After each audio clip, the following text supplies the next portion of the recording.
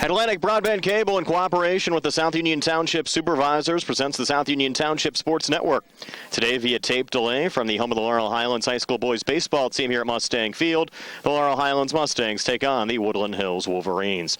Hi, everybody. I'm Brian Morozak with Gary Frankhauser and Jerry Dupay, and we welcome you aboard for today's high school baseball game. South Union Township Sports Network coverage is brought to you as a joint cooperative venture featuring Township Supervisors Bob Schiffbauer, Rick Vernon, and Jason Scott, Atlantic Broadband Cable, Armstrong Cable, and our friends at CUTV, including Gary Smith. Again, I'm Brian Morozak with Gary Frankhauser and Jerry Dupay, and we'll be back with the lineups for both teams after these messages.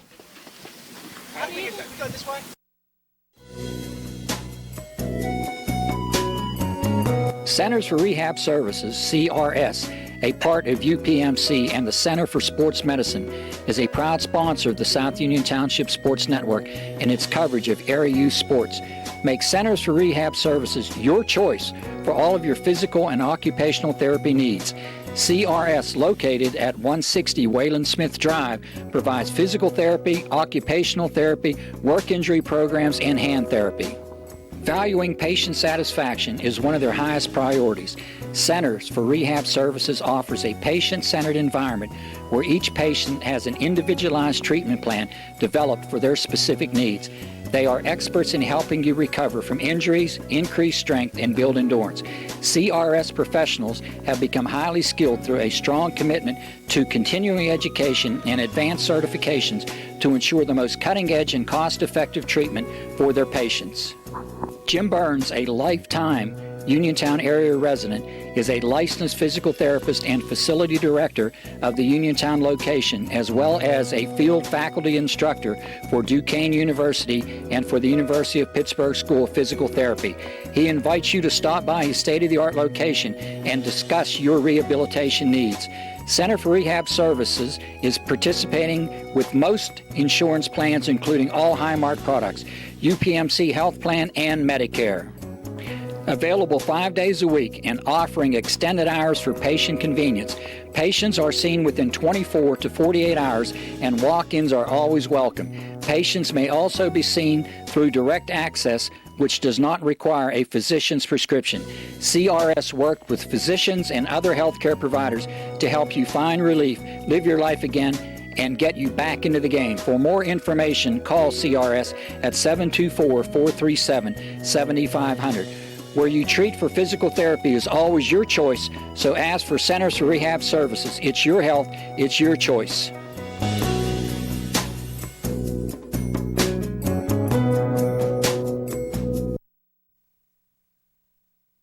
Important for people to know that we represent injured people to the best of our ability, and we've been successful doing that. And I don't say that to have people come to see us because we have been successful. I say that because it's true, and it's important.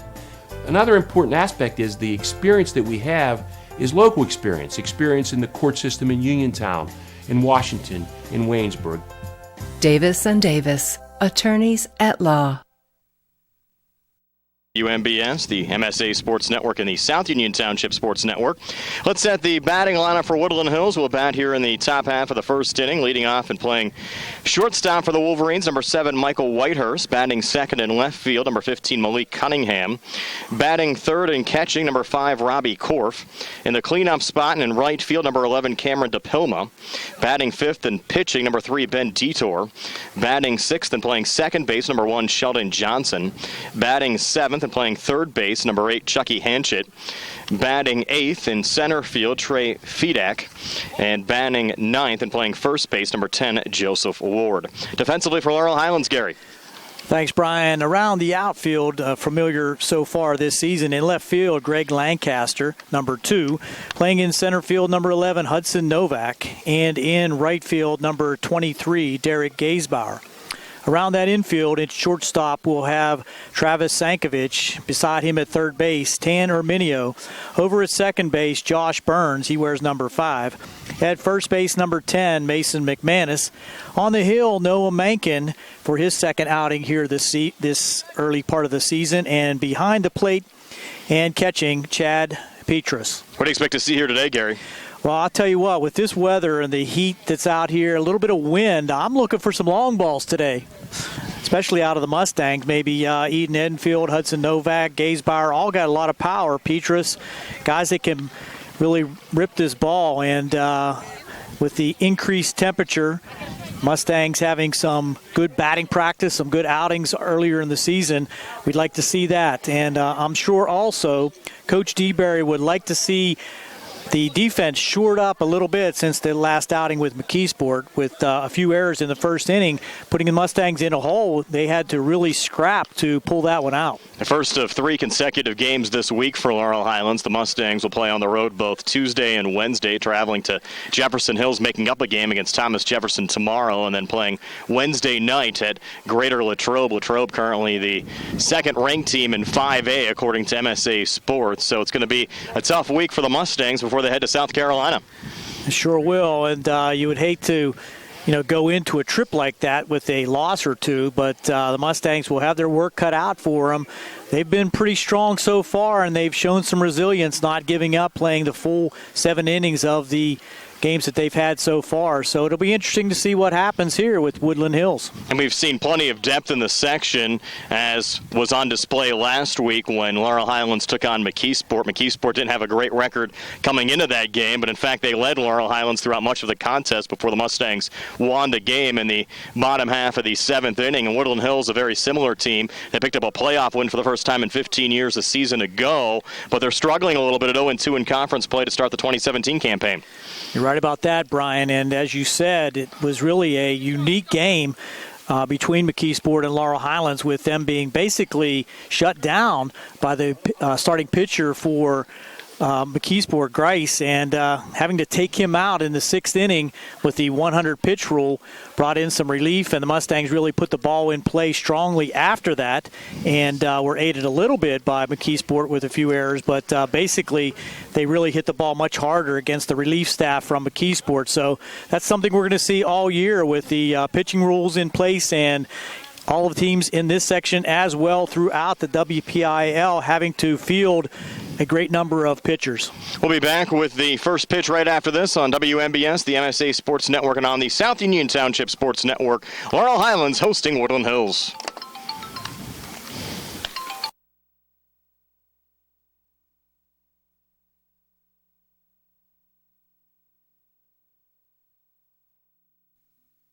Esophageal reflux affects 20% of Americans and can lead to heartburn, regurgitation, chest pain, and difficulty swallowing. Reflux is caused by stomach contents passing a faulty valve and entering the esophagus. Ulcers and precancerous tissue can then form. Offer the latest testing and treatment for reflux disease. SWGI, specialists in digestive health.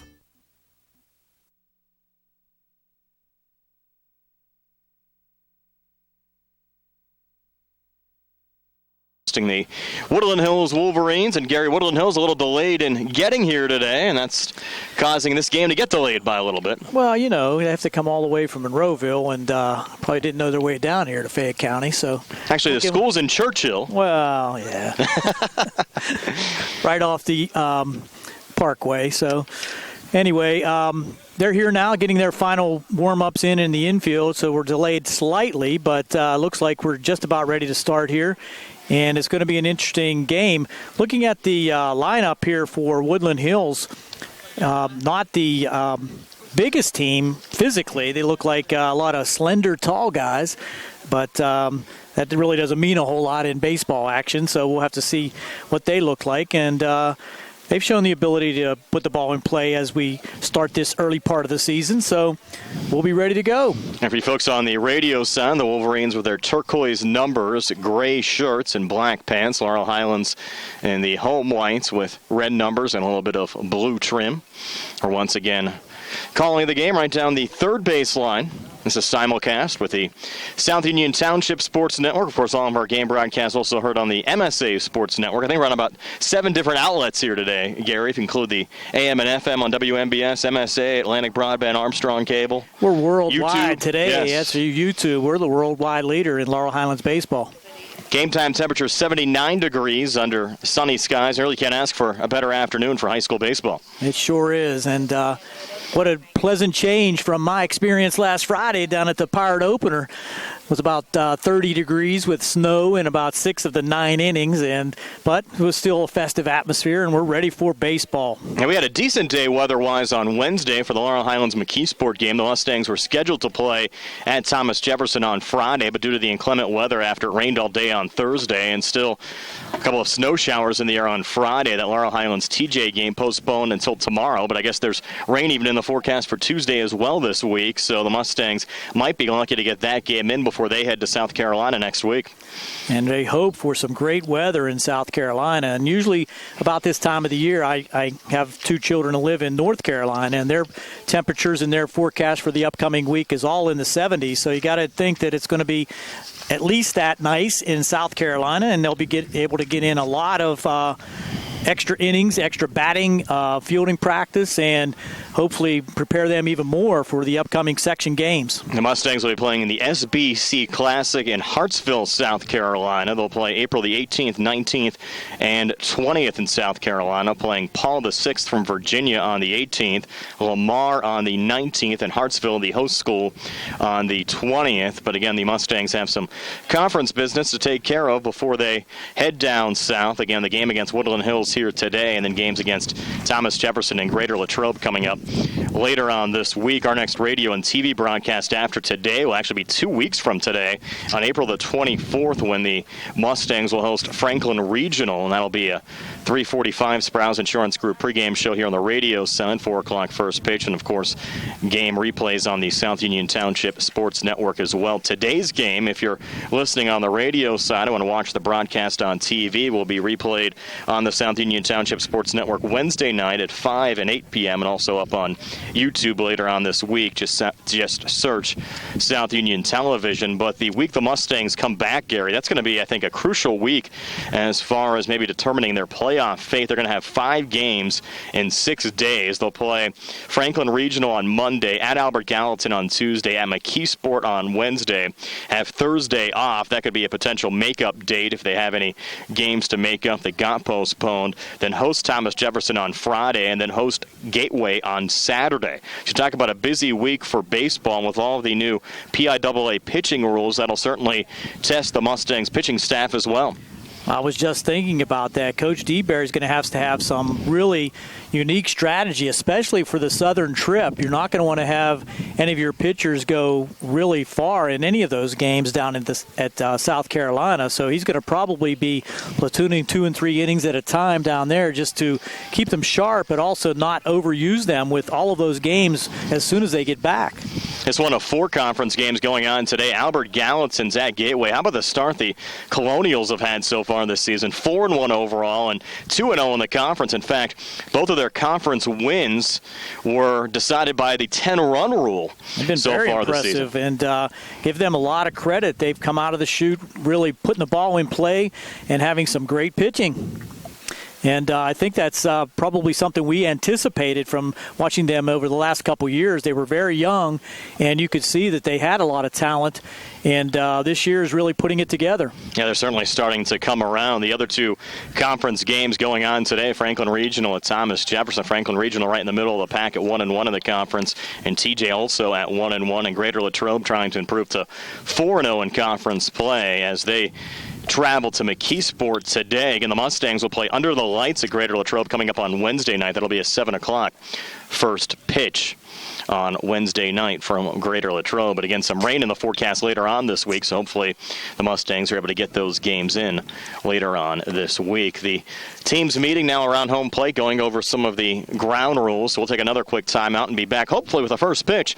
Laurel Highlands hosting Woodland Hills here on WMBS, the MSA Sports Network, and on the South Union Township Sports Network.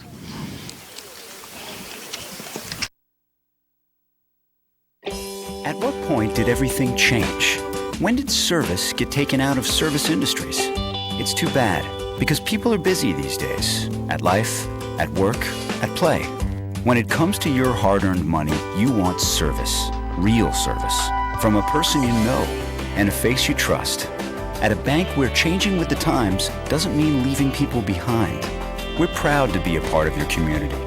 We're United Bank, at your service.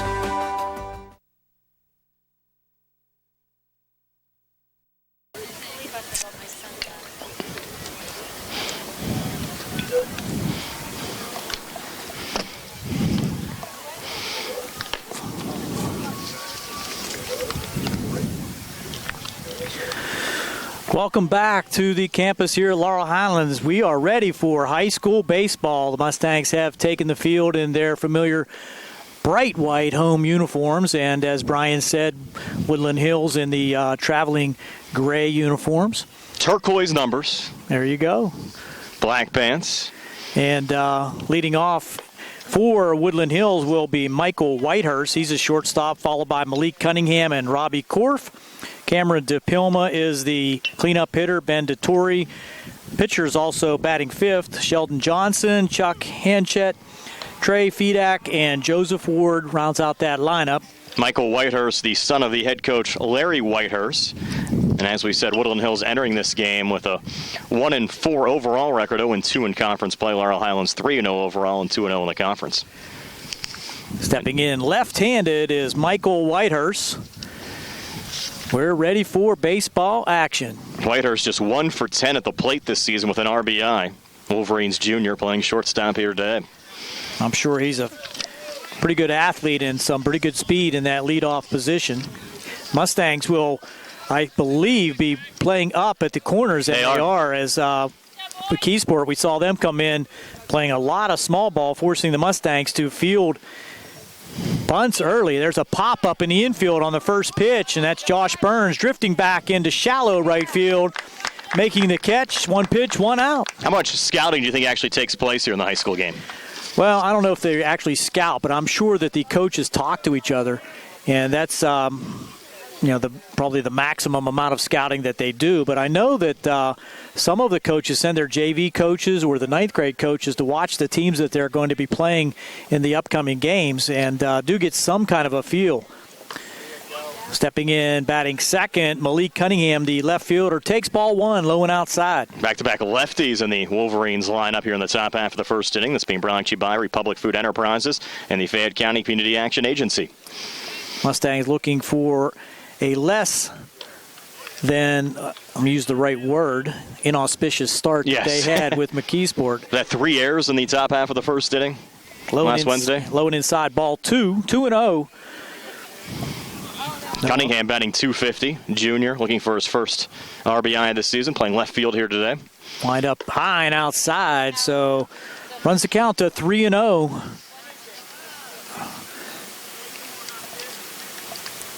I was joking, Gary. I think we saw more errors on Wednesday than we saw of last season out of the Mustangs. I don't think that was a joke. I think you were exactly right on that. 3-0 pitch now coming from Mankin to Cunningham.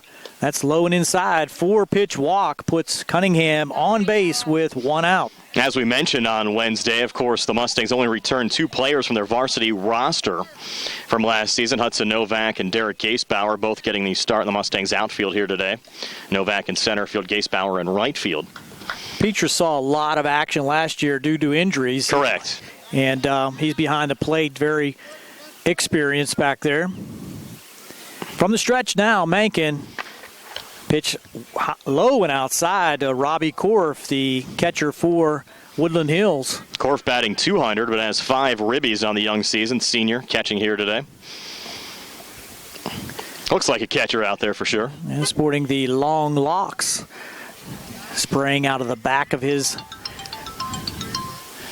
batting helmet. 1-0 pitch.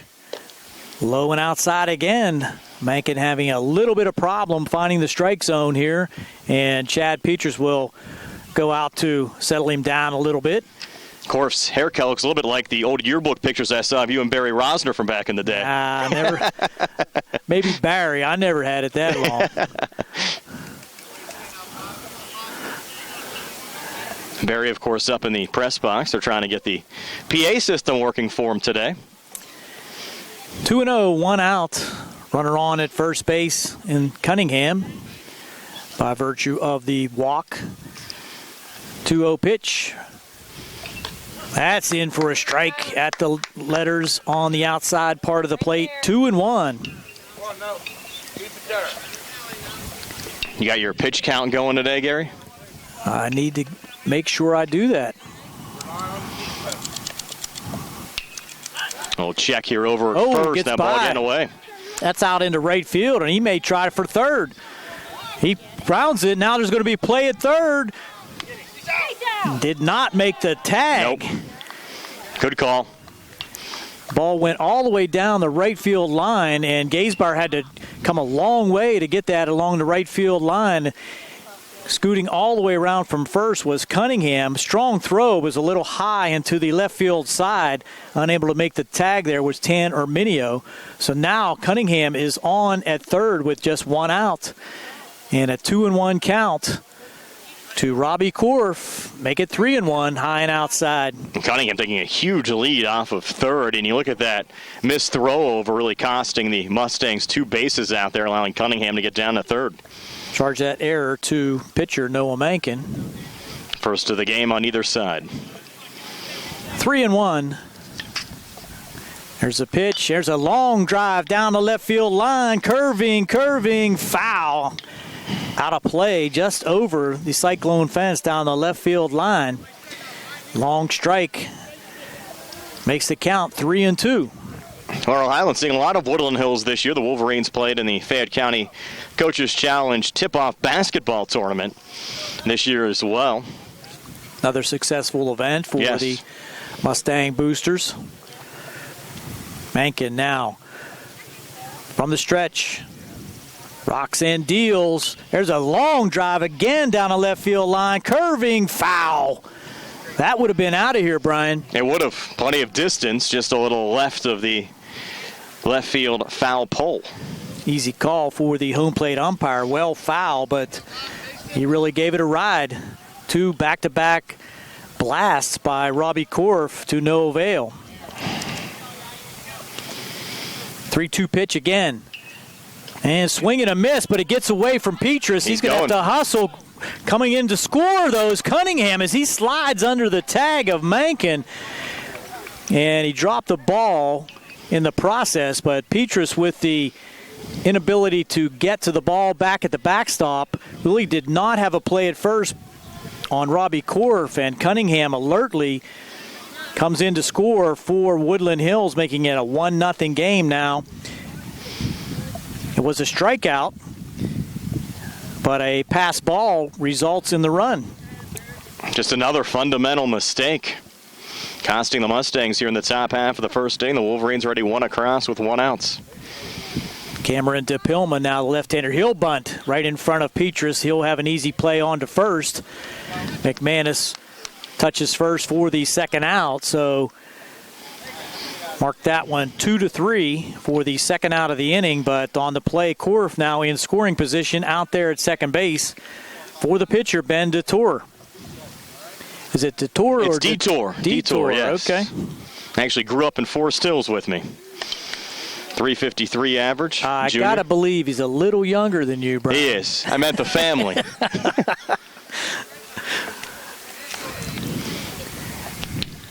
From the stretch again, just a little bit high. He's actually pitching today for Woodland Hills, batting .353, an RBI, junior for the Wolverines. An interesting sacrifice there from DePilma from the cleanup spot. He's only a freshman. He was batting .385. We gave himself up to advance the runner on the fielder's choice. A 1-0 pitch. There's a pop-up in the infield. Playable. Coming in from third base is Erminio, and he'll make a fair ball catch about halfway between home plate and third. So the Mustangs able to limit it to 1 run. No hits. 1 man left on base, and we'll be back with the bottom of the first here on WMBS and the MSA Sports Network.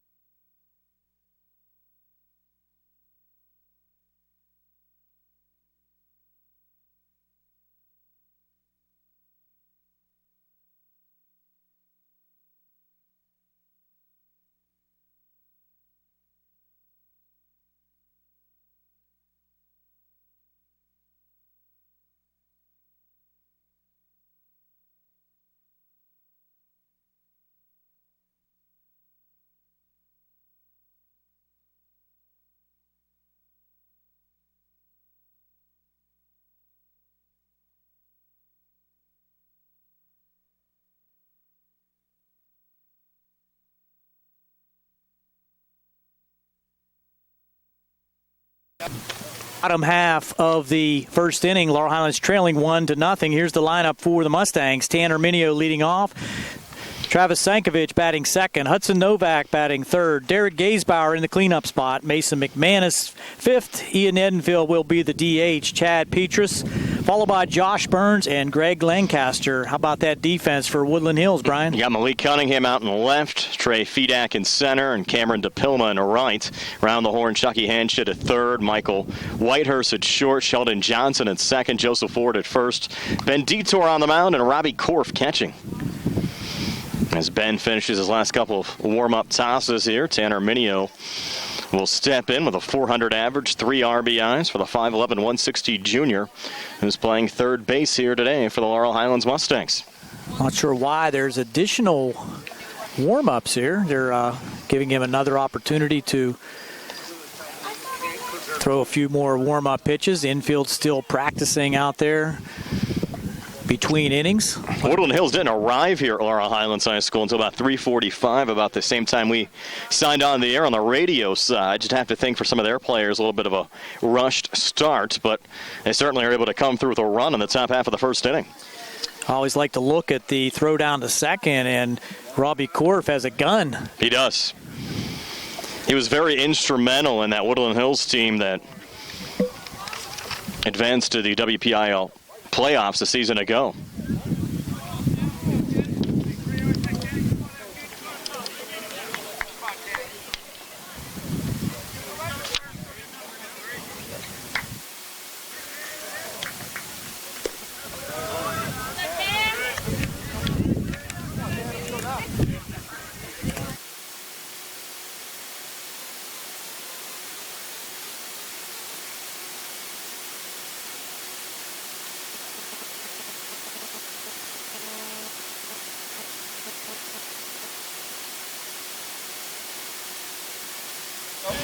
We lost the feed, need to get back on.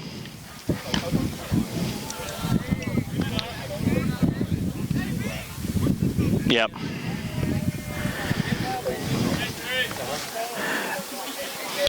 Tanner Minio back in there. A little loss of contact with the station. We apologize for that. And a high fly ball to medium center field. Camping it under that one is Trey Fedak. And one out for the Mustangs in the bottom half of the first, trailing 1-0. Didn't miss much. Minio, the leadoff batter for the Mustangs here in the bottom half of the first inning, which is being brought to you by the Uniontown Hospital, making a healthy difference in the lives they touch. Travis Sankovic will step in. Hit the ball hard so far this season. He batting from the left side. Detour curveball in the dirt. Ball one. Mustangs trying to erase that one-run lead given to Woodland Hills in the top of the first, courtesy of a pass ball. And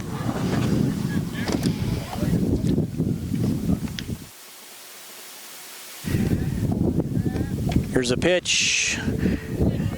That's 2-1 now to Travis Sankovic. Detour working quickly. There's a ground ball to first baseman Joseph Ford, and he will step on first for the second out of the inning. Hard shot down there.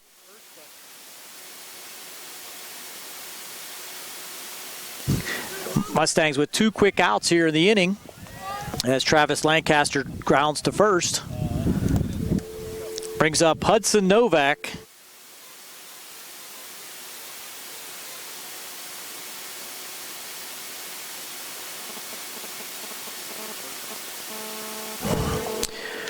First pitch to Hudson Novak, in for a called strike. We need to get back on. I don't know what's going on. High and outside. Ball one, 1-1. Apologize on the TV side. A little bit of miscommunication here. Hudson Novak trying to get something started here in the bottom of the first for the Mustangs. Detour working very quickly. Like to see that at the high school level.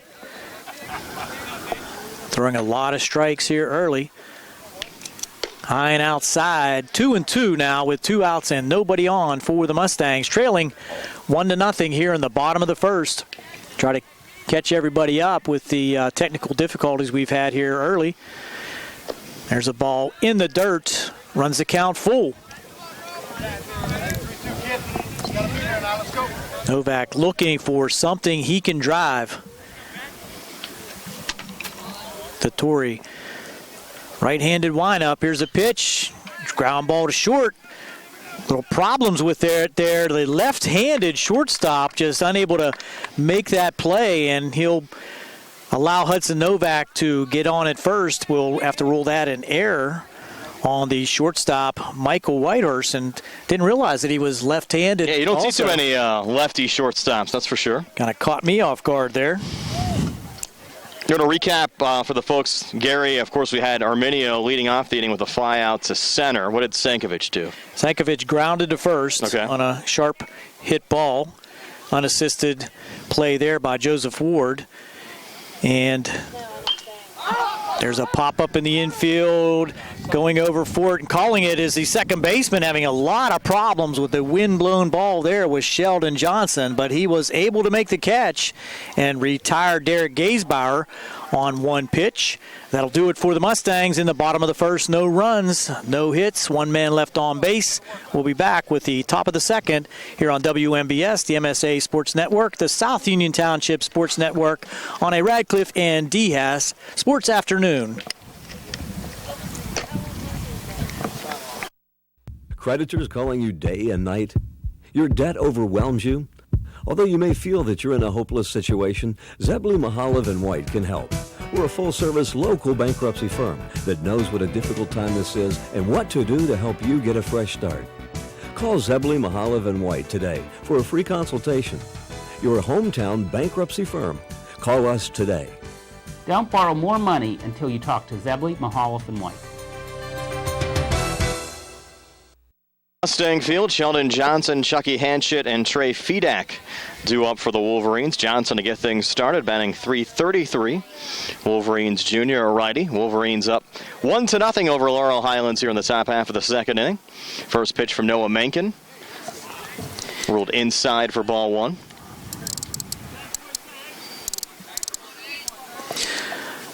Johnson, a very compact stance, has that bat right against his chest, and he kind of adjusts as the pitch is being delivered.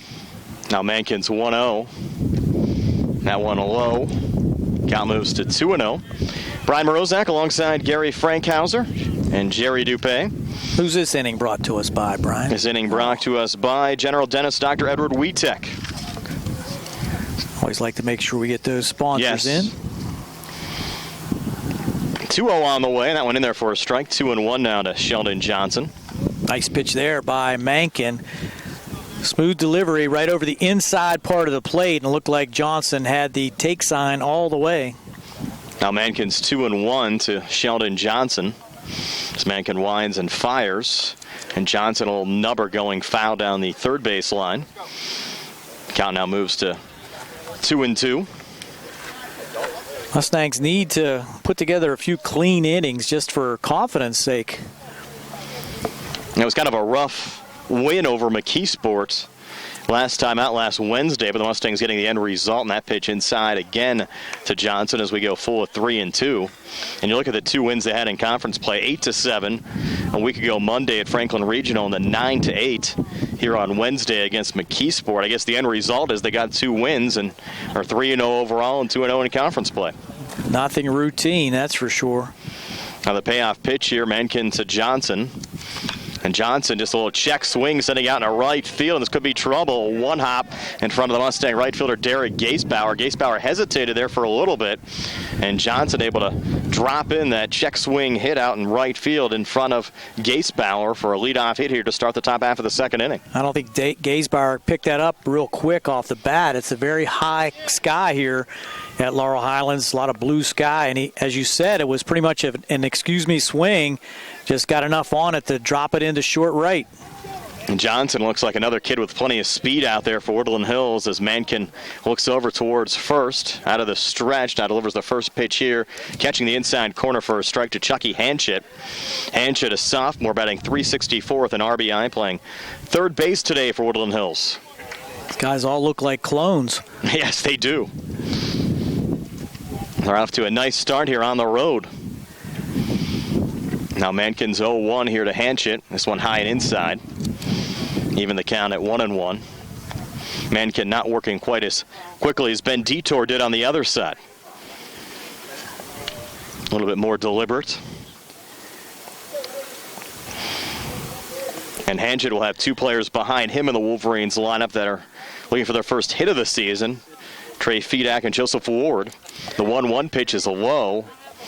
Ted Petrus doing a nice job to block that and keep it in front of him as Johnson remains on first, but the count at 2-1 with still nobody out here in the top half of the second inning, and the Wolverines leading the Mustangs 1-0.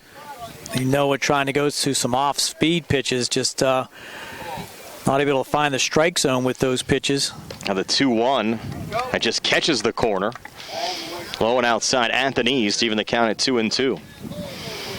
Where are we at on Mankin's pitch count right now? He is 15 in the first, 10 so far here in the second. Not bad. Manageable numbers so far in this game.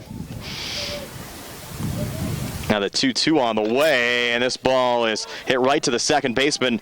Burns over to short for one to Sankovic, back to first, and they're going to rule the runner Hanchett out at first for the double play. Hanchett thought he was safe at first. It goes as a 4-6-3 double play. The Wolverines not liking that call, Gary. I got to agree with it. I think he was on or past the base, and the call was made. But the Mustangs will take it.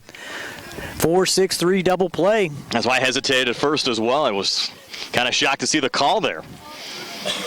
As you said, the Mustangs will take it. And just like that, 2 outs here in the top half of the second inning with Trey Fedak coming to the plate. The Wolverines center fielder batting from the left side, looking for his first hit of the season, takes the first pitch for strike one.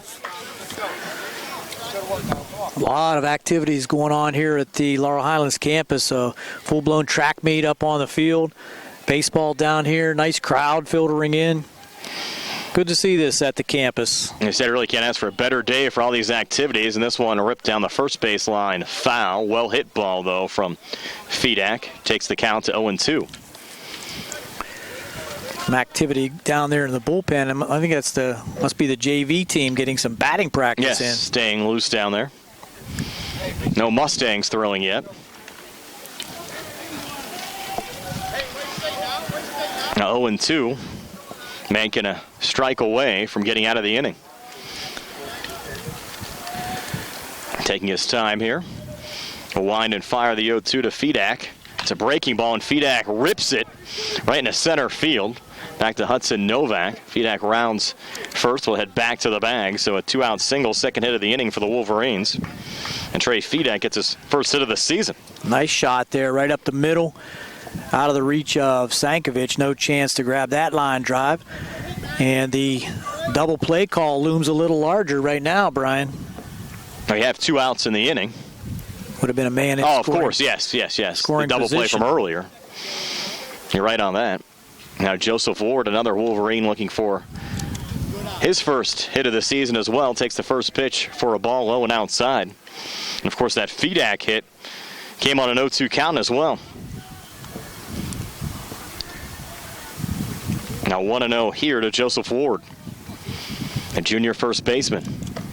Takes that one high and inside. Count now moves to 2-0. Wind picking up a little bit. It's a swirling wind. Looks like it's blowing out to right field right now. As Mankin looks back again at Trey Fedak. Long look in here. Now the 2-0 pitch. Inside as the count moves to 3-0. Of course, behind Ward, you have the top of the order, Michael Whitehurst. Yeah, Noah takes a very deliberate attempt when he is running from the stretch. It's a long time to eye up that catcher's mitt. Looking over his options. Now the 3-0 pitch to Ward. High and inside for ball 4, so four-pitch walk issued here to Joseph Ward, and that puts runners on first and second with 2 outs. You've actually had 3 of the 4 Wolverines that came to the plate this inning reach base safely. Of course, Johnson retired after Hanchett hit into the 4-6-3 double play, and after Fedak singled to center, Ward walks. They have Michael Whitehurst, the junior lefty, coming to the plate from the top of the order. Coach Whitehurst calling his son Michael down to the third base line. He swung at the first pitch his first time up and popped it to second. I believe he probably is going to tell him to make sure he gets a pitch that he could drive, not be too anxious up there. Now Mankin's first pitch here to Whitehurst. Called in there strike, for a strike, yeah. Yes, 0-1, and the Mustangs now a little activity in their bullpen. Jordan Eicher starting to loosen up a little bit for the Mustangs, just in case he's needed. With 2 runners on and 2 outs here in the top half of the second inning, Mankin in a little bit of trouble. Misses there on the 0-1. And evens the count at 1-1. Looked very similar to the earlier delivery that was called a strike to Whitehurst. Now the 1-1. Mankin looking back towards second. Now delivering, and this one popped up again from Whitehurst. Going to Josh Burns at second base, who makes the grab to end the inning. So Whitehurst, a pair of fly ball outs to second base, and through an inning and a half, it's to Woodland Hills 1.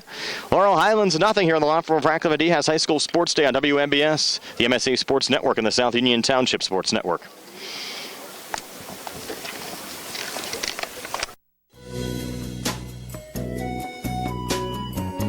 Centers for Rehab Services, CRS, a part of UPMC and the Center for Sports Medicine, is a proud sponsor of the South Union Township Sports Network and its coverage of area youth sports. Make Centers for Rehab Services your choice for all of your physical and occupational therapy needs. CRS, located at 160 Wayland Smith Drive, provides physical therapy, occupational therapy, work injury programs, and hand therapy. Valuing patient satisfaction is one of their highest priorities. Centers for Rehab Services offers a patient-centered environment where each patient has an individualized treatment plan developed for their specific needs.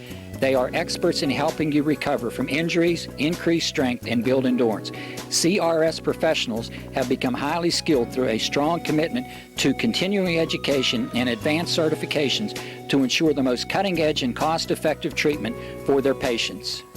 Jim Burns, a lifetime Uniontown area resident, is a licensed physical therapist and facility director of the Uniontown location, as well as a field faculty instructor for Duquesne University and for the University of Pittsburgh School of Physical Therapy.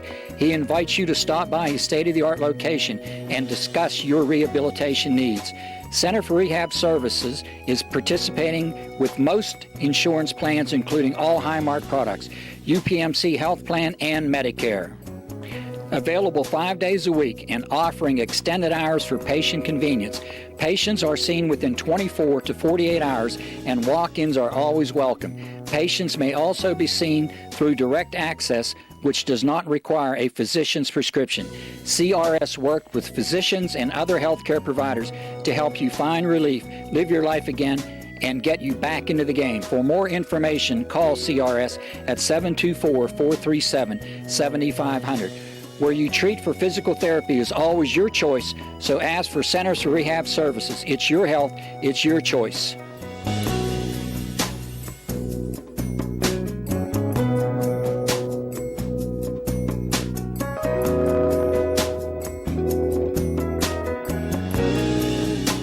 To Mustang Field, headed to the bottom half of the second inning. Woodland Hills leading Laurel Highlands by a score of 1-0. Brian Morozak alongside Gary Frankhauser and Jerry Dupé. The Mustangs sent 4 runners to the plate, or 4 batters to the plate in the bottom half of the first inning. Well, we've seen early part of the season, though, this bottom half of the lineup has a lot of pop, Brian. Yes. Mason McManus, Ian Edenfield, big hit in that win over McKeesport for Ian. Chad Petrus, Josh Burns, and Greg Lancaster have all been very productive so far this year. McManus batting .500, Edenfield batting .600. McManus will get the inning started. So he set a .500 average with an RBI, 6'2", 195 junior. Facing Ben Detour. Detour as you would say, Gary, rocks and deals. And the first pitch is low and outside for ball one. Absolutely. Now Detour set with a 1-0. Another fastball. This ball well hit to deep right center field. Look out. Going back to the wall and over the wall for a home run. Mason McManus, his first home run of the season, ties this game up at 1. A solo shot to start the bottom half of the second inning. Just what we were looking for in pregame, Brian. We talked about it, and with the increase in temperature, a little breeze blowing out, Mustangs have a lot of pop in that lineup, and McManus just launched that one high and deep to right center field, clearing the fence by a good 5 feet as the outfielders, DePilma and Fedak, just looked on. Nothing they could do about it. They cleared the hill as well out there. At least on the way down. They'll have a tough time trying to track that ball down. McManus might want that as a souvenir. His first varsity home run. Now Ian Edenfield will try to keep it going now. This game tied at 1. Detour's first pitch, a breaking ball, actually one-hopped it back to the catcher, Robbie Korf. Got it 1-0. Now Korf will come out and talk to Detour, maybe just to settle down Ben a little bit after giving up that home run. Hand on his hip, looks a little disgusted. Maybe not the pitch that he wanted to serve up there to McManus. I think he was trying to pull the string on a curveball, get it low and outside, but just hung right over the middle of the plate, and McManus launched it out of here. Now the 1-0 to Edenfield popped up, went off the inside of his bat down the first base line right around the bullpen, and the ball will go over the bullpen fence and out of play. Even the count at 1-1. Harmlessly over the bullpen down there on the right side, but we saw those the other day in the McKeesport game. Those things were being blown right back into play. Wind's kind of died down a little bit. Seemed to be blowing a little stronger when we arrived to set up around 3 o'clock this afternoon. And the 1-1 on the way, and Edenfield another one off the inside of his bat. Could it be trouble? Actually hit off the second base bag and on the shortstop. A little off balance there on the throw, not in time. I think you have to rule that, though, an infield single for Edenfield. You're right about that. And difficult play there for left-handed shortstop. Michael Whitehurst has to go to his right and basically go around the ball to get his glove on it and then make the throw to first. But there was no way he was going to get Edenfield on that one. A seeing eye single right up the middle. Chad Petrus now trying to keep it going. 250 average, a homer, and 2 RBIs for the 5'10", 180 junior for the Mustangs. Now showing bunt, pulls back, will throw down to first, just making sure that Edenfield's back, and he barely got back in time. And we saw that arm of Robbie Korf. He just rifled that ball down to first that time, right on the button. Edenfield had to scamper to get back in. You got to get a good jump if you want to try to run on Korf. Now Detour backing off a little bit as Chucky Hanchett leaning in a little bit here at third, with Chad possibly laying down another bunt attempt here for the Mustangs. Count at 1-0. Detour from the stretch delivers a fastball that catches the outside corner for a strike. Chad not showing bunt, though, that time, Gary. No, he pulled it back. I just noted also Brian Hanchek at third's left-handed. Yeah, that is very odd. I didn't realize that also. I think 3 lefties in the starting lineup for Woodland Hills. And now another pitch that they ruled that off the plate for a ball. Another throw down to first, but back in time once again, Edenfield. Count now at 2-1. Detour certainly has his eye on Edenfield at first base. Trying to keep him there with no outs. Already a run in on the home run by McManus. Now Chad squaring around. Will pop up the bunt, but it'll go foul on the first baseline, even the count at 2-2. And this happening being brought to you by Ron Landman for North Union Township Supervisor.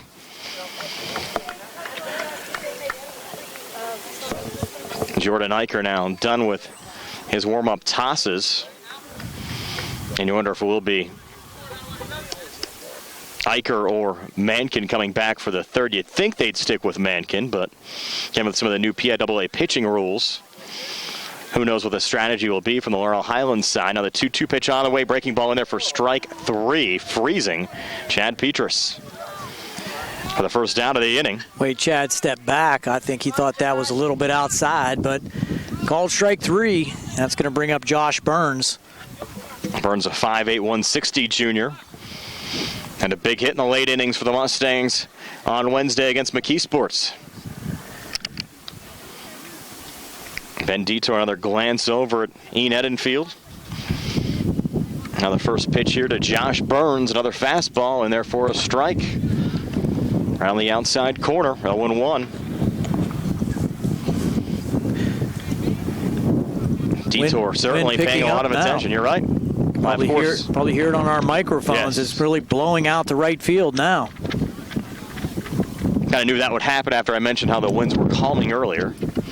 That pitch was low to even the count at 1-1. Really had some big gusts here on Wednesday for that Laurel Highlands McKeesport game.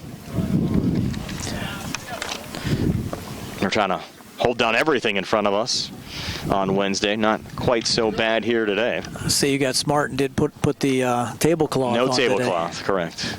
We were kind of buried under it at times on Wednesday. The next pitch is high, count now at 2-1. Again, if you're listening on the radio side, TV replays of this game on the South Union Township Sports Network Wednesday night at 5 and 8, and also up on YouTube later on this week. It'll be the last home game for the Mustangs for 2 weeks after they head to South Carolina next week. A pair of conference road games later on this week. That pitch low and outside. Count now 3-1. Once again, Josh showing a good eye. He's very fundamentally sound at the plate. His father, Jimmy Burns, excellent baseball player both at the high school and college level. One of the Mustang assistant coaches as well. 3-1 pitch, that one in the dirt for ball 4. So Josh Burns showing a good eye there at the plate.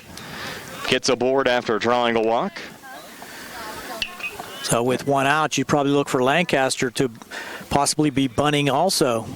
You have Lancaster batting .500 with 3 RBIs for the number 9 position in the batting order. Now another little discussion here between Robbie Korf and Ben Detour. And now Lancaster will come over and talk to Laurel Highlands head coach Scott DeBerry as well. Still number working. 2, Greg Lancaster. Correct. Still working here in the bottom half of the second inning. This game tied at 1, Woodland Hills and Laurel Highlands. Detour, after 15 pitches in the first inning, now up to 14 here in the second with just 1 out.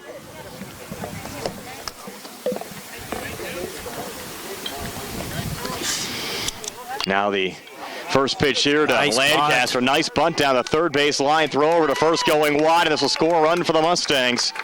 Here's Ian Edenfield crossing the plate, 2-1 Laurel Highlands, and now rounding third is Josh Burns, and they'll look at Josh back to the third base bag. Getting down to second there is Lancaster. So well-executed bunt there from Greg Lancaster. Score that a sacrifice bunt. Correct.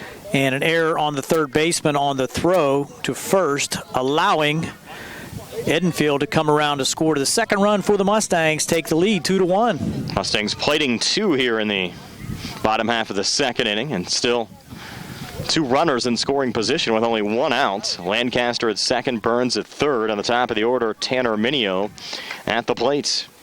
Tan flew out to center fielder Trey Fedak back in the first inning and takes the first pitch here high for ball 1 from Ben Detour. Josh Burns thought about trying to score on that wild throw over to first base. Coach DeBerry had him coming around third and very smartly stopped about halfway as he'd have been dead at the plate. Another one-hopper now in. Low for ball 2 in the infield. In here, Gary, at the edge of the grass, trying to prevent another run on the defensive side for the Wolverines.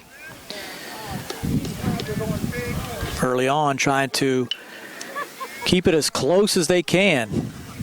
Stand within striking distance, trying to avoid falling to 0-3 in conference play. And another pitch low and in the dirt. Count now 3-0. Of course, a walk here loads up the bases for Travis Sankovic. And as comfortable as Detour looked in the first inning, he's looked struggling here in the second. Not only giving up the home run, but a little problems finding the strike zone. Arminio, the 6th Mustang to come to the plate, and Tan takes the 3-0 pitch for a strikeout, now 3-1. Hannigan entered the game with a .400 average and 3 RBIs. Mustang Jr. A 3-1 pitch on the way, and that's ball 4. So the second walk of the inning issued by Ben Detour loads the bases. Travis Sankovic will be the 7th Mustang to bat here in the bottom half of the second inning. Sankovic grounded out, 3 unassisted. Back in the first inning. No more problems here with the system. We'll try to get back online with WMBS. That ball sent foul on the right side. Almost bounced into Jimmy Burns over there.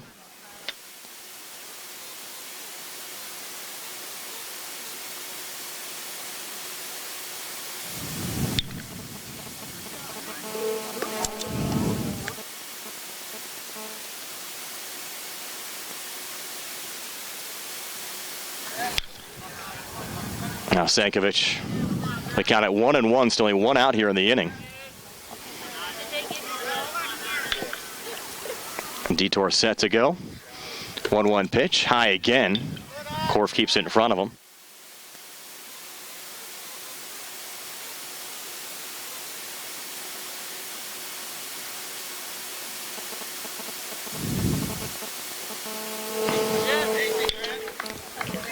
Now a little discussion here between Korf and Detour, broken up. That's the 3rd conference that they've had this inning. Correct. Again, we welcome back in the radio side. Still 2-1. Laurel Highlands leading Woodland Hills. And Sankovic with a rip right up the middle into center field. This will score a pair of runs for Laurel Highlands. Both Josh Burns and Greg Lancaster coming across down to third as Tanner Minion sliding into second. Ruled out is Travis Sankovic. But Sank still driving in 2. And Laurel Highlands lead up to 4-1. Another strong throw there by Korf. The ball probably should have been cut off at the pitcher's mound by the first baseman, Josh Ward, but he let it go through into Korf, and when Sankovic saw that, he tried to stretch it into second, but he was gunned down for the second out. But scoring on the play for the Mustangs, Burns and Lancaster, Erminio down to third. And McManus and Edenfield score runs earlier on this inning for Laurel Highlands. Now Hudson Novak trying to keep it going now with 2 outs. Fouls off the first pitch down the third base line. Another runner here in scoring position. Burns down here at third base. I'm sorry, that's Erminio. Correct. Yeah, it's Sankovic out at second. So Erminio now in third. Novak, the 8th Mustang to bat here in this half inning. Now behind 0-2 in the counts. One of these 25-pitch innings. Yeah, certainly adding up here for Detour on the 0-2. Hudson actually turned his back to it. Pitch was inside. Got out 1-2.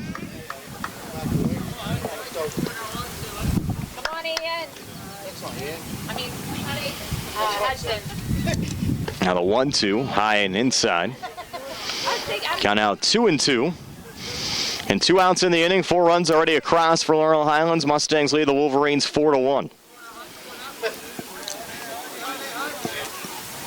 The 2-2, and Novak dipping under that one, but sending it out into center field, but making the grab to end the inning, Trey Fedak. But the Mustangs score 4 and lead Woodland Hills 4-1 after 2 here in the law firm of Radcliffe and Dehas High School Sports Day on WMBS, the MSA Sports Network, and the South Union Township Sports Network.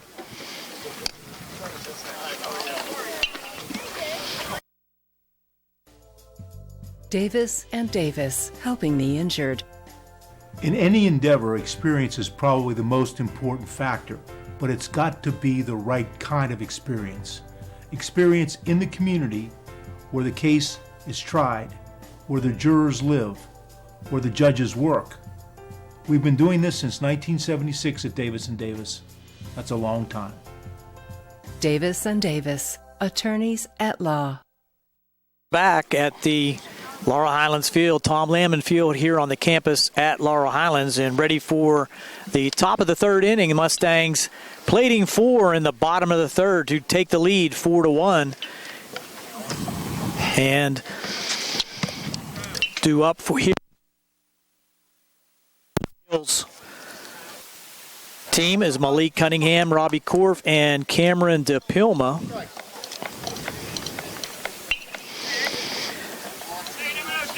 Little delay here as we get ready for action again. Cunningham walked in the first. Stepping in left-handed. Noah Mankin still on the hill for the Mustangs. 15 pitches in the first, 21 in the second. First pitch in on the outside corner for strike one.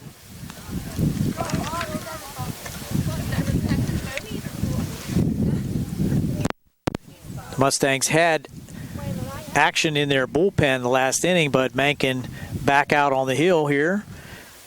High and outside, ball one. 1-1.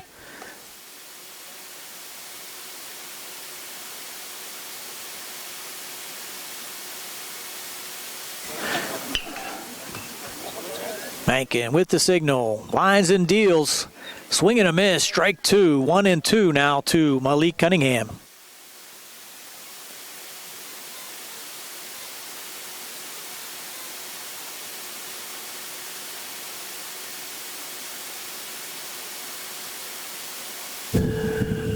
There's a pitch again, a ground ball headed for Burns, scoops it up nicely, on to McManus for the out. 4-3, first out of the inning, recorded for Noah Mankin. And that's going to bring to the plate Robbie Korf, the outstanding catcher for Woodland Hills, wearing number 5. Struck out in the first, but was able to move to first with the pass ball, and that allowed the first run of the game to score for Woodland Hills. First pitch to him, low and outside for a ball. Hopefully we have these gremlins figured out. I don't know what's going on. It worked well last Wednesday, and for whatever reason, we've gotten kicked off 3 or 4 times here trying to figure out why. There's a high fly ball to medium range left field. Lancaster will get under it, make the catch. Major League fly ball there. You're right on that. This afternoon, we brought you by Tracy Vargo for Recorder of Deeds in Fayette County. A little bit of a breeze and some cloud cover actually cooling things off here at Laurel Highlands. Cameron DePilma with 2 outs here in the top of the third. Noah Mankin cruising along here in the third.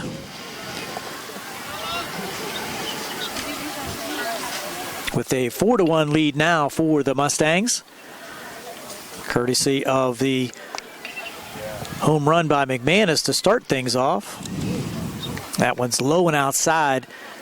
2 balls, 1 strike, 2 outs.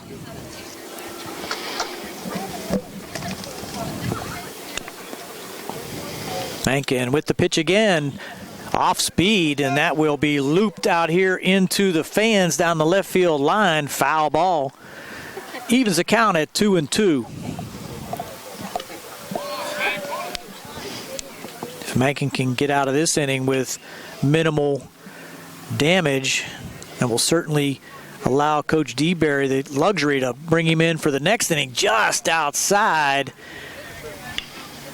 Tough one to take there for Cameron DePilma, but give him credit for the good eye. Full count.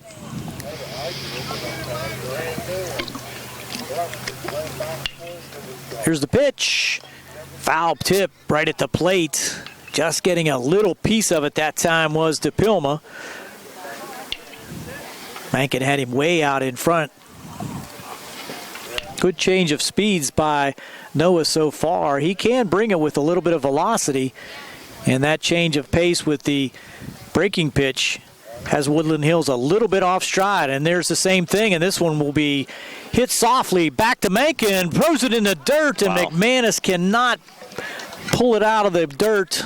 And we'll have a runner on now, courtesy of the throwing error by McManus. I'm sorry, Mankin. By E1 there, Gary? Yeah, E1.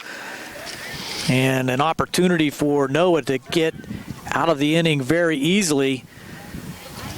Thrown into the dirt.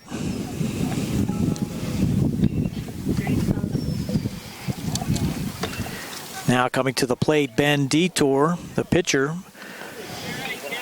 popped up to third to end the first inning.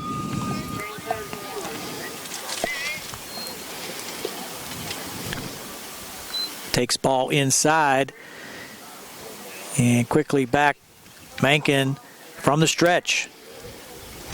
There's a shot down between third and short for a clean single by Detour. And he will keep things going here in the top of the third for Woodland Hills. Another situation where sometimes those errors come back to get you.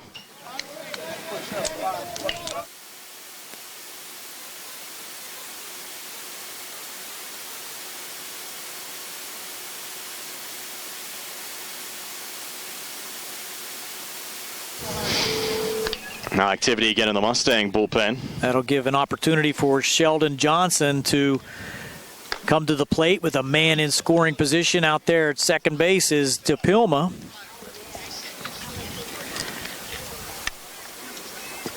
DePilma on at second, Detour at first. First pitch in for a strike. Curveball just missing outside, 1-1.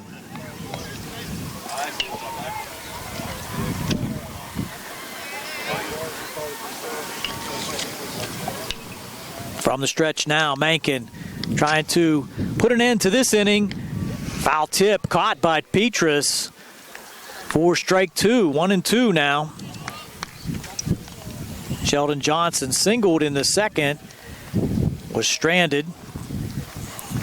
Woodland Hills could not push across any runs in the second, trail 4-1, and there's a little looper into center field that could be trouble. Coming on is Novak, and he makes the catch on a sliding grab by Hudson Novak to end the inning. That'll do it for the top of the third. No runs for Woodland Hills. Mustangs still lead 4-1. We'll be back on the South Union Township Sports Network with the bottom of the third.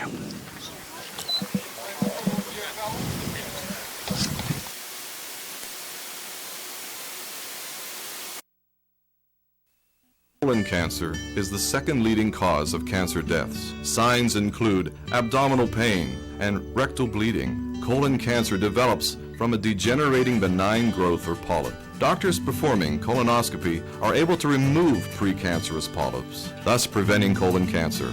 This saves lives, and the American Cancer Society now recommends that everyone have a colonoscopy every 10 years, beginning at age 50. Offer the latest diagnostic testing. SWGI, specialists in digestive health.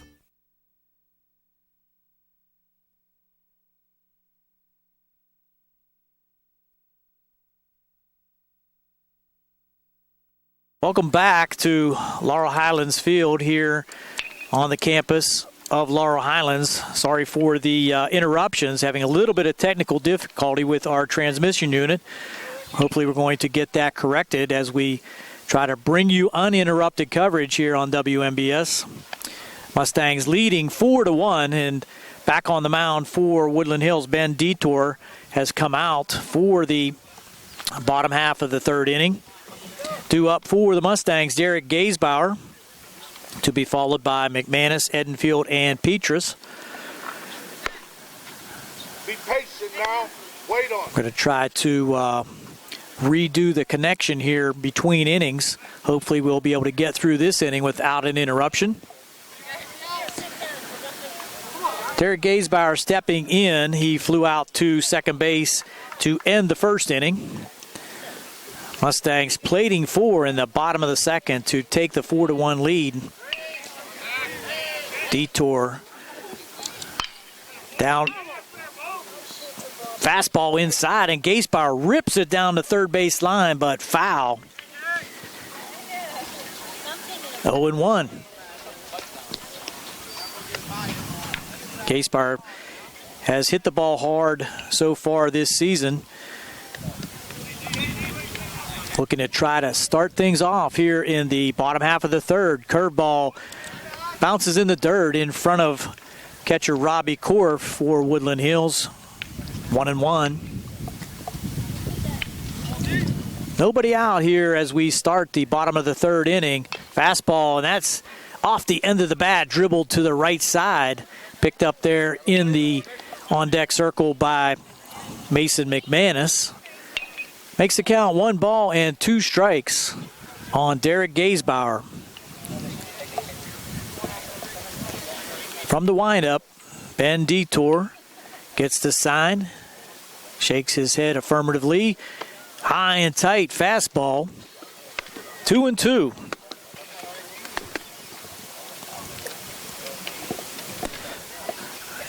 Back on the mound again. 2 balls and 2 strikes. There's a shot down to third.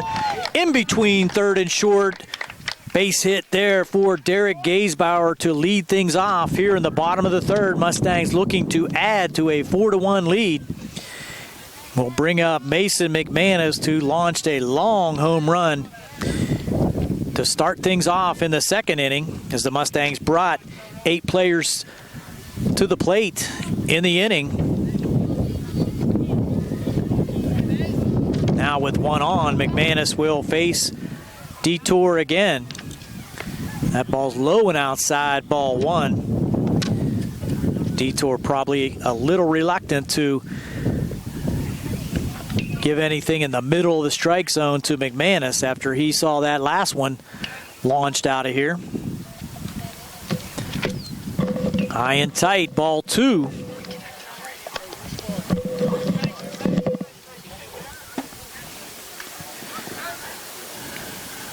So far, so good here in the inning. I probably just jinxed us, Brian. I'm sure. I think if we go off again, Gary, we'll just separate the broadcast. You can do the rest of the TV side, and I'll call back on a different unit with the radio side. I feel bad for the South Union folks watching our broadcast, having all the disruptions here today. For whatever reason, we can't keep a constant feed, and it's a little frustrating. 2-0 pitch was low and in the dirt, so now 3-0 to Mason McManus after the leadoff single by Derek Gaisbauer. That one's high and inside, so a 4-pitch walk to McManus puts runners on first and second with nobody out. And Ian Edenfield to the plate. 1 for 1 with a run scored for Ian so far here this afternoon.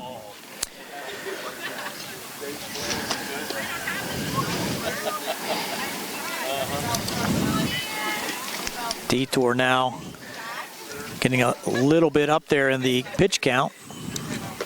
High and outside. Ball 1 to Ian Edenfield.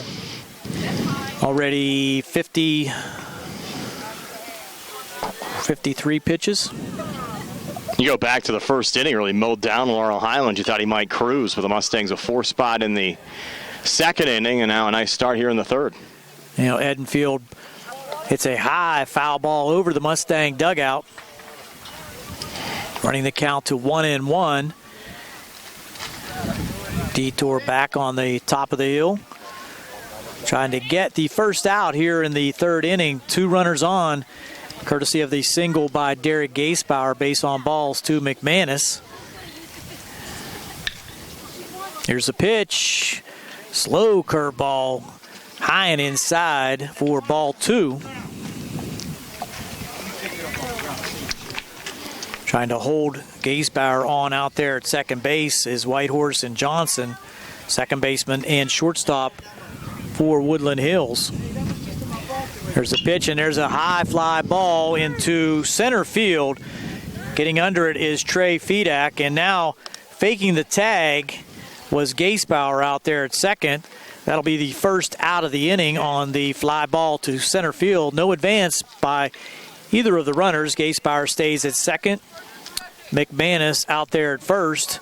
Brings up Chad Petrus. Chad struck out looking back in the second inning. His lone at-bat of the game.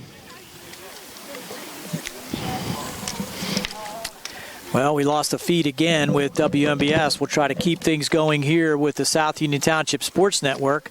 Curveball inside for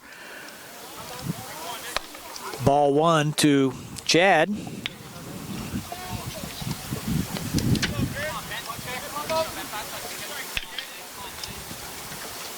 Detour now fires a fastball on the outside corner, but fouled back to the screen by Petrus.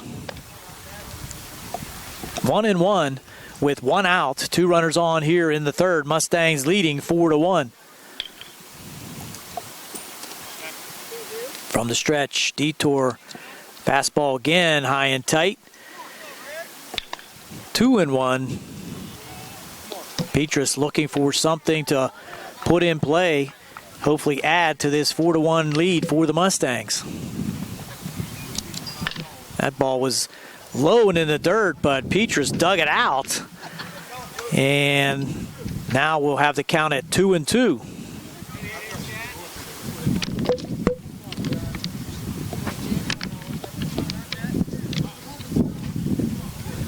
Gaysbauer at second, McManus on at first. Detour trying to get it out here, throws it in the dirt, one hop, but good bounce catch there by Robbie Korf, the Woodland Hills catcher, keeping himself in front of that low pitch. 3-2 now with one out.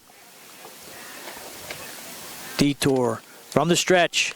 There's a little looper into center field, coming on quickly and unable to make the catch off the heel of his glove was Vidak, and now would play at the plate, then scoring from second base is Gaysbauer. So try to recreate that one, a little looper into center field. Vidak came on, thought he had an opportunity to make the catch, but it hits off the heel of his glove, falls into center field. A play was made at second as McManus was trying to get in safely. The ball beat McManus to second base, but unable to make the play there was Sheldon Johnson. So McManus was safe, and as that action was occurring, Gaysbauer came around to score, making the score 5-1 for the Mustangs with one out here in the bottom of the third. Give Petrus an error on the center fielder on that play. Yeah, I'm here. Tough play, but he had his glove on it. Probably should have made the catch. So now we have first and second for Josh Burns, and he rips one into center field. Coming on and unable to make the catch. He short hops it, though, nicely. Vidak. Working here in the bottom half of the third inning, leading Woodland Hills 5-1, and Josh Burns, a little rip there into... So Burns with the hard single into center field, unable to score McManus as that ball was just ripped into center field. Vidak came up with a short hop and brought it into the infield. And as that has occurred, bases are loaded. Burns at first, Petrus at second, and down here at third base is McManus. Whitehorse out here on Coach Whitehorse out to the mound to talk to his pitching staff, but that will be all for Ben Detour. Coming on to pitch will be Chuck Hanchek for Woodland Hills, and with that we'll take a break here on the South Union Township Sports Network. Mustangs leading 5-1 here in the bottom half of the third. Chucky Hanchett, they'll take a couple of...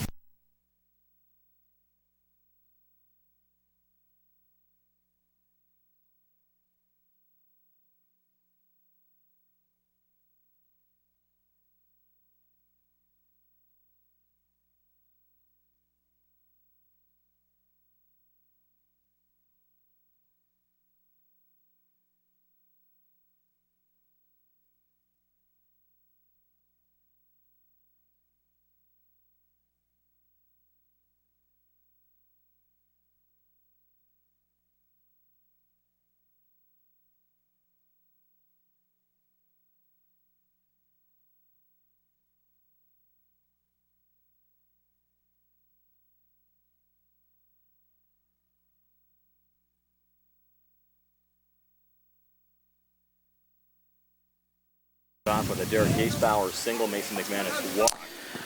Welcome back to the South Union Township Sports Network. Bases loaded with Mustangs as Greg Lancaster will come to the plate to face the new pitcher for Woodland Hills, Chuck Hanchek. Moving over from third base, and Ben Detour now playing third. He'll come in on the grass as all of the infielders for Woodland Hills now playing up. Greg Lancaster had a sacrifice and came around to score in the second. Left-handed pitcher came with the heat. Late swing there by Greg Lancaster. Count moves to 0-1. 0-1 to Greg. A little bit of a different delivery now as the left-hander Chuck Hanchak will be dealing for Woodland Hills. Here's the 0-1 on the outside corner for strike 2. So just the early look at Chuck Hanchak shows that he has some ability to bring a little bit of heat. Already up 5-1. Here's the 0-2. Checks all the runners. Set for the 0-2 pitch, breaking Foul back. So Lancaster stays alive. 0-2. 1 out here in the bottom half of the third. 1 run in. Mustangs leading 5-1. 14-0 in Section 4 3A play. Now with the 6 classification system, Mustangs playing. Still 0-2 from the stretch. Handcheck. High and outside. This is high and outside. Count moves to 1-2. 1-2 now to Greg Lancaster. Bottom half of the third inning.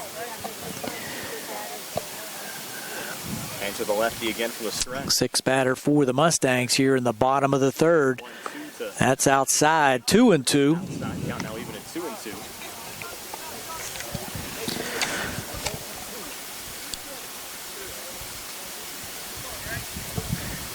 Detour finishing with 54 pitches. Handcheck now his first opportunity, and that ball inside. And, ooh, close play down there at third. Almost getting Mason McManus. McManus tough getting back, and Detour thought he had him. Looked like showed some the tag there in time, but ruled safe down at third. Some displeasure with that call. McManus caught sleeping a little bit, and you can't do that with Robbie Korf behind the plate. Payoff pitch. Strike 3, swing and a miss for Greg Lancaster. So Handcheck comes on, gets an all-important second out here in the bottom of the third with just 1 run in. Tanner Mineo will now have an opportunity with the bases loaded to face Chuck Handcheck. Now the top of the order and Tanner Mineo. Mineo to come to the plate for the top of the order in Tan or Mineo. Handcheck in a jam trying to slow things down. He'll throw an off-speed curveball to Orminio to start things off. Again, another good stop there by Robbie Korf.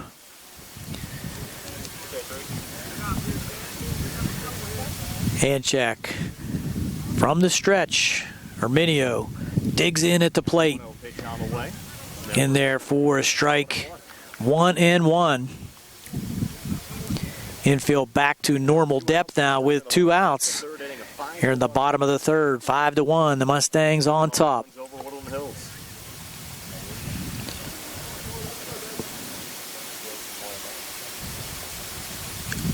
Left-hander brings the 1-1 pitch. That's low and inside. 2-1. Nowhere to put Orminio.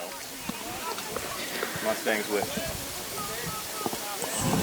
Orminio flew out to center field to start the game. Walked in the second, was stranded. 2-1 high and outside, 3-1. The bases loaded, really nowhere to put Orminio. Handcheck trying not to give in and groove one for Tan, but he'll have to bring it in the strike zone this time. Strike 3 looking. I'm sorry, strike 2. That's strike 2. I'm sorry, 3-1 was the count. Apologize there to Tan. Don't want to ring him up like that. Now it's a full count. The merry-go-round will begin for the Mustangs. As soon as he brings it to the plate, he'll step back. Wolverines pitcher.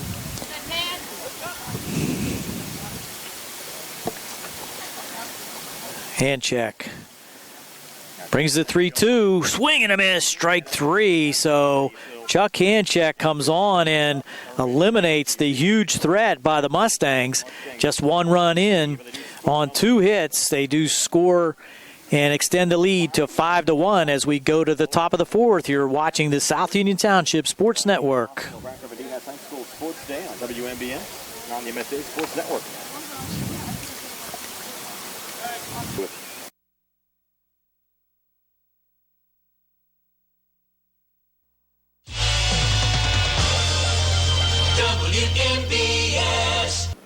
the South Union Township Sports Network in Uniontown.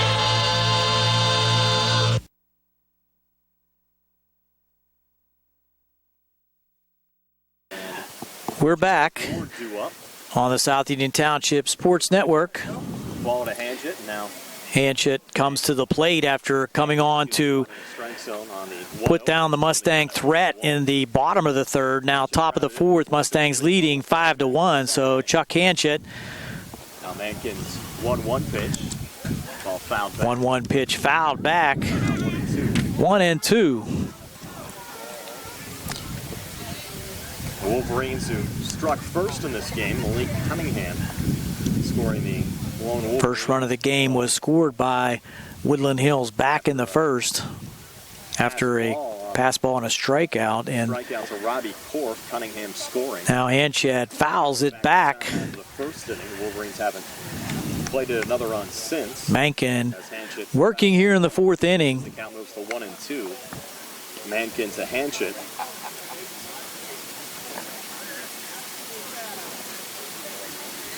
Now Mankin set with the 1-2 pitch. 1-2 pitch on the way and driven into center field. Novak cannot get that as it goes over his glove into deep center field. So Chuck Hanchett with a leadoff double here to start the second inning for Woodland Hills, looking to cut into a 5-1 lead for the Mustangs. So Hanchett comes on in the bottom of the third to shut the Mustangs down with bases loaded, and now starts off the fourth inning with a ringing double out of the reach of Hudson Novak out there in center field. Fedak now will come to the plate. Trey singled back in the second. Double here in the top half of the fourth inning. Mankin with the first pitch. Off-speed curveball on the outside corner for strike one.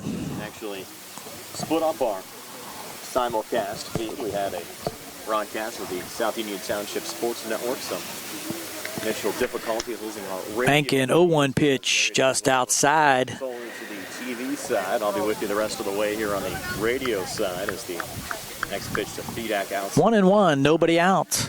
Leadoff double out there at second base, Chuck Hanchett. Now Mankin set with a 1-1. There's another drive into center field, and Novak will not be able to catch that one either. And going station to station, Hanchett will stop at third as that ball was not very deep. And now runners at first and third with nobody out.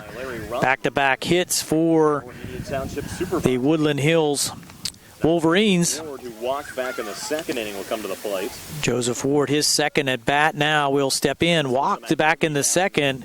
Opportunity to bring Woodland Hills a little closer, trailing 5-1. Still loosening up for Laurel Highlands. Mustang action again down there in probably getting up there as well. The bullpen. Mankin will bring the first pitch to Joseph Ward. 0-1. Strike one. Ward of Wolverines Jr.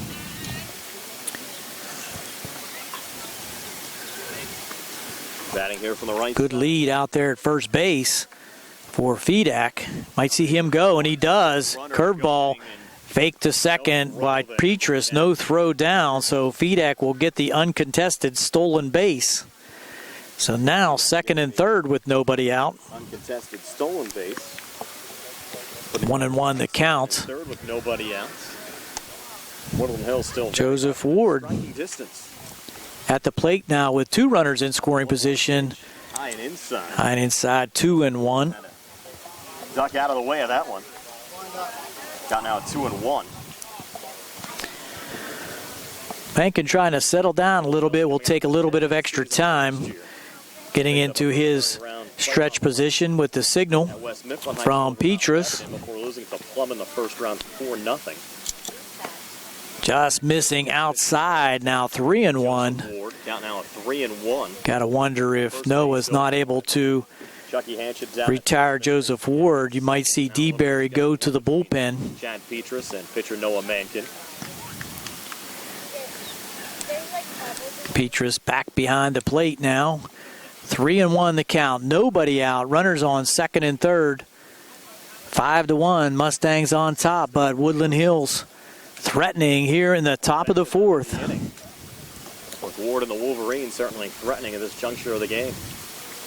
Now Mankin's 3-1. Swing and a miss. Probably caught him chasing a little bit there. That ball possibly was out of the strike zone. Count goes full of 3-2. 3-2 now.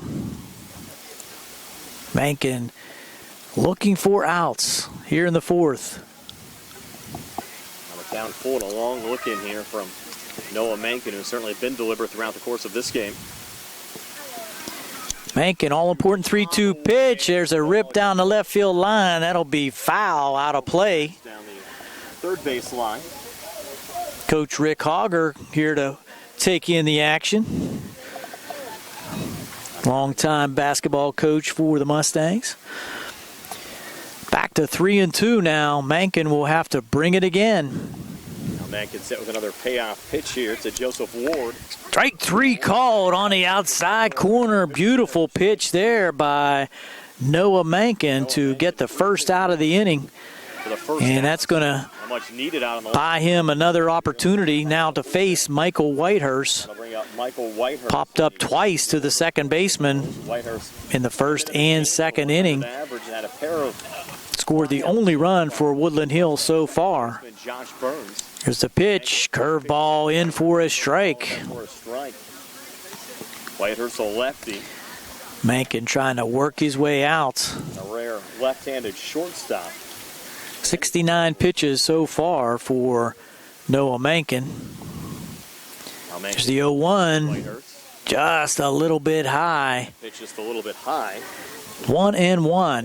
Even at 1-1. So a 5-1 lead for Laurel Highlands over Woodland Hills as we work here in the top half of the fourth inning. Mankin trying to strand 2 runners in scoring position. Just 1 out in the inning. 1-1 on the way. That one got away from him high and away. 2-1. Slowly moving along. Got started about 10 or 15 minutes late. The Woodland Hills bus didn't get here until about 3:45. Game was scheduled to start around 4. We didn't actually get started until about 4:15 today. Now the 2-1 from Noah Mankin. Swing and a miss on an off-speed pitch from Mankin, and Whitehurst. Curveball probably out of the zone as Whitehurst went chasing. And 1 out here in the top half of the fourth inning. Runners on second and third. 2-2 now. Wolverines down 4. Whitehurst at the plate. Mankin looking for an out. There's a little looper again, and this one's going to be caught by the third baseman, Tanner Minio. So a little weak looper down to third. 3 times in this game, Whitehurst has popped up, and he gets the second out of the inning for Noah Mankin. And that pop-up not allowing the Wolverines. Will bring up Malik Cunningham. The opportunity to advance. Now Malik Cunningham. After the Woodland Hills Wolverines had 2 runners on, a leadoff double by Chuck Hanchett, followed by a single by Trey Fedak. Stolen base by Fedak put runners at second and third with nobody out. Joseph Ward was struck out swinging. Whitehurst pops up to third. And now an opportunity for Mankin to get out of the inning unscathed. First pitch is low and outside for ball 1. Hills player to come to the plate here in this top half of the fourth inning. Mankin will work from the stretch. A direct look at third from the stretch. 1-0 pitch. That's inside and low. This time low. 2-0 now. As the count moves to 2-0. Nobody out there on first, so a walk would not be disastrous, but you would hope that Noah Mankin would be able to work this batter for an out, but that one's low and outside now, 3-0. Low and outside to Malik Cunningham to move the count now to 3-0.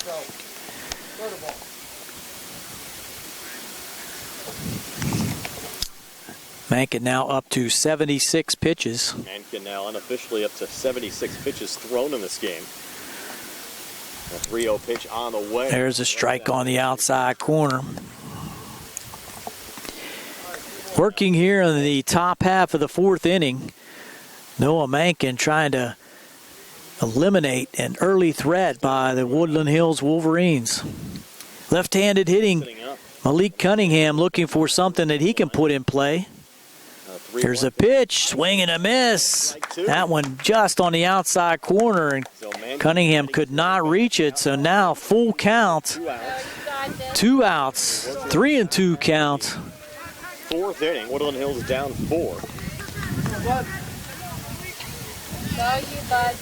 Now the payoff pitch, Mankin to Cunningham. Mankin brings a pitch. There's a rip down the first base line. Diving out of the way there was the first base coach for Woodland Hills. No damage, still 3-2. 6:40 pregame, or as soon as we sign off the air tonight. This game, as we said, certainly dragging out a little bit after the late starts. Now Mankin, 3-2 count again. Another 3-2 count here with 2 outs in the inning. There's the pitch on the outside corner, no. But ruled ball 4. Ball 4, just missing outside. That would look like a real good pitch. Tough one to take for Cunningham, but he does. Cunningham. And the Wolverines. It's his second walk, actually third walk of the game for Cunningham. Korf struck out looking back in the first. Bases are now loaded for the big hitter for Woodland Hills, Robbie Korf. Struck out in the first, flew to deep left. Here with the bases loaded in the third, bases loaded and 2 outs. Mankin will bring it in, and there's a rip into left field. Solid single. That'll bring in 1 run. They'll hold the runner at third, so just 1 run in on that ringing single by Robbie Korf. That'll bring in Hanchett and leave the bases loaded. Korf with an RBI single makes it 5-2 now. Mustangs still on top. And that'll bring DeBerry out to top to talk to Noah Mankin. And I believe that's going to be a pitching change on the Laurel Highlands side. Mankin very close to working his way out of that mess, but Robbie Korf with a ringing single to left. Up Noah Mankin. So with another pitching change, we'll take a timeout as There's the pitching change. We're going to take a break here on the South Union Township Sports Network. It's Laurel Highlands 5, Woodland Hills 2. The fourth inning here on the Franklin Medina High School Sports. At what point did everything change? When did service get taken out of service industries? It's too bad, because people are busy these days. At life, at work, at play. When it comes to your hard-earned money, you want service. Real service. From a person you know and a face you trust. At a bank where changing with the times doesn't mean leaving people behind. We're proud to be a part of your community. We're United Bank, at your service.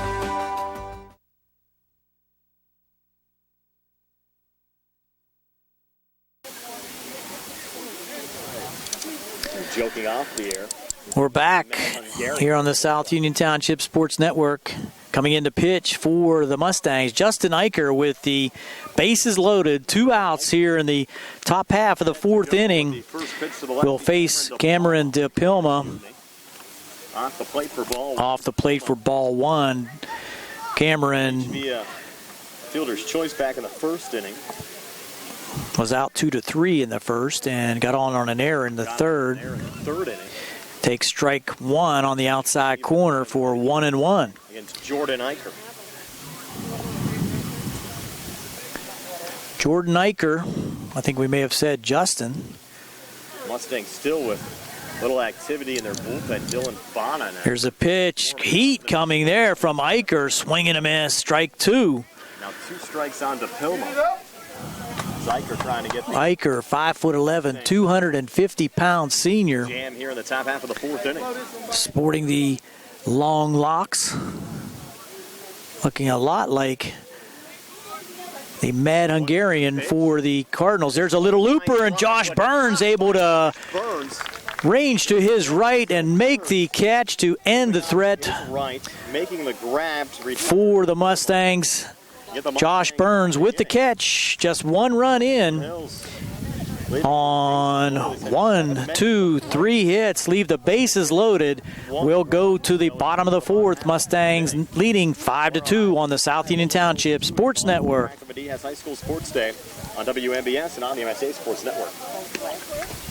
Just sit right down and you hear a tale of a fateful call. You better pay those bills right now or you take a mighty fall. He really didn't know what to do, so he turned to those who did. Zeppeli, Mahalev, and White, your bankruptcy crew. Your bankruptcy crew. So no matter how deep in debt you are, if you're back just give them a call.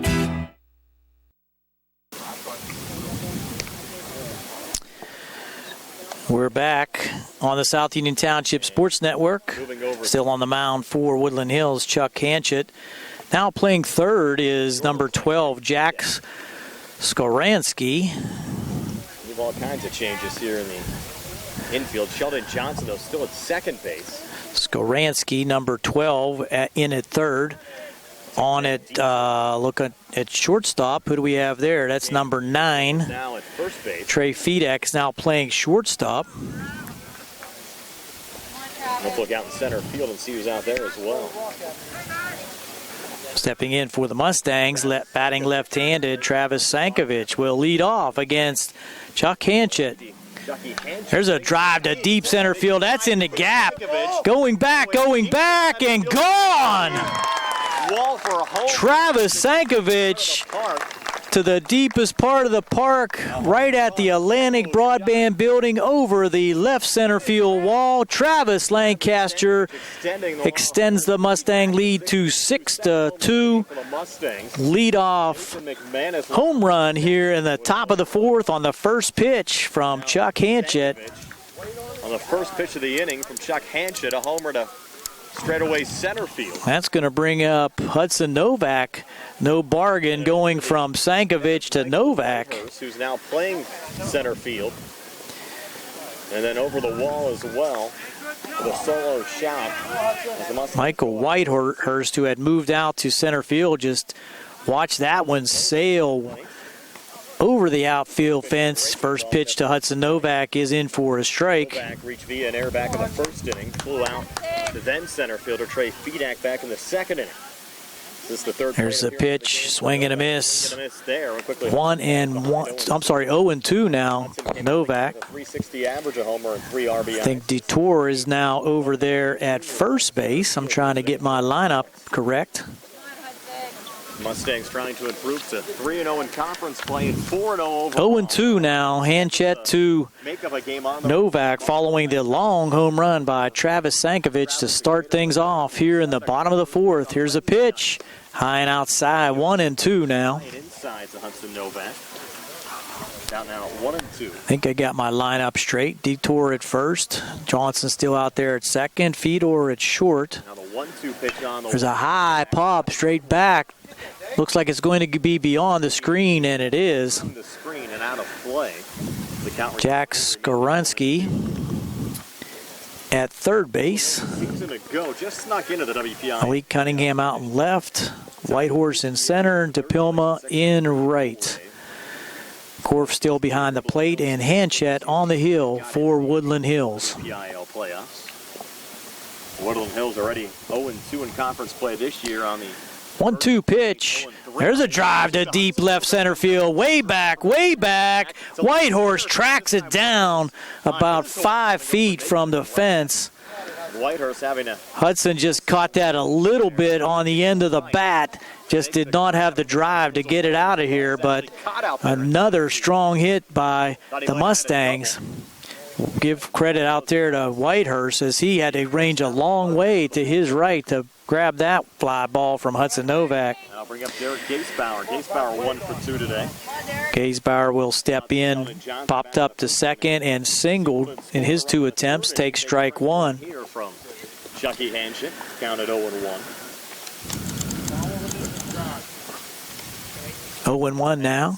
Derek Gasebauer. 1 here to Gasebauer. A little hesitation on the pitch.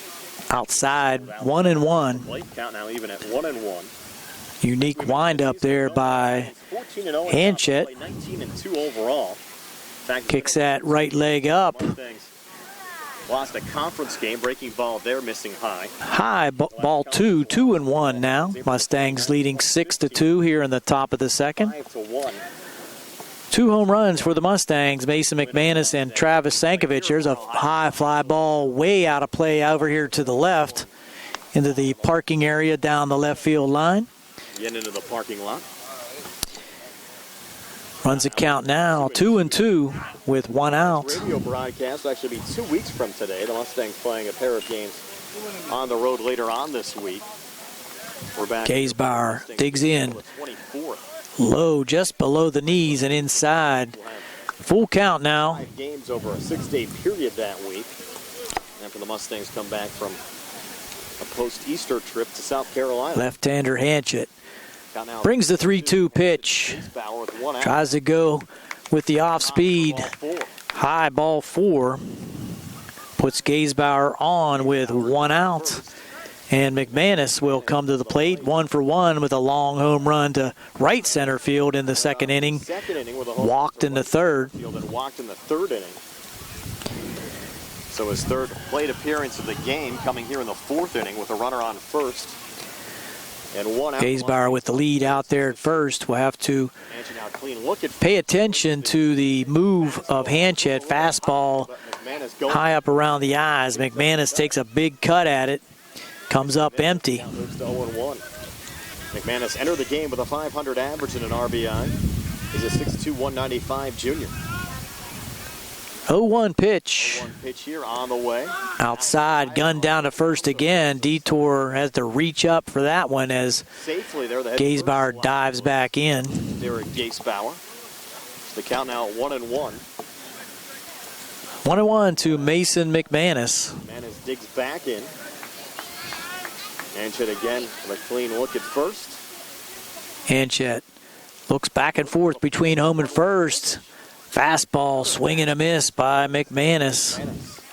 Count at 1-2.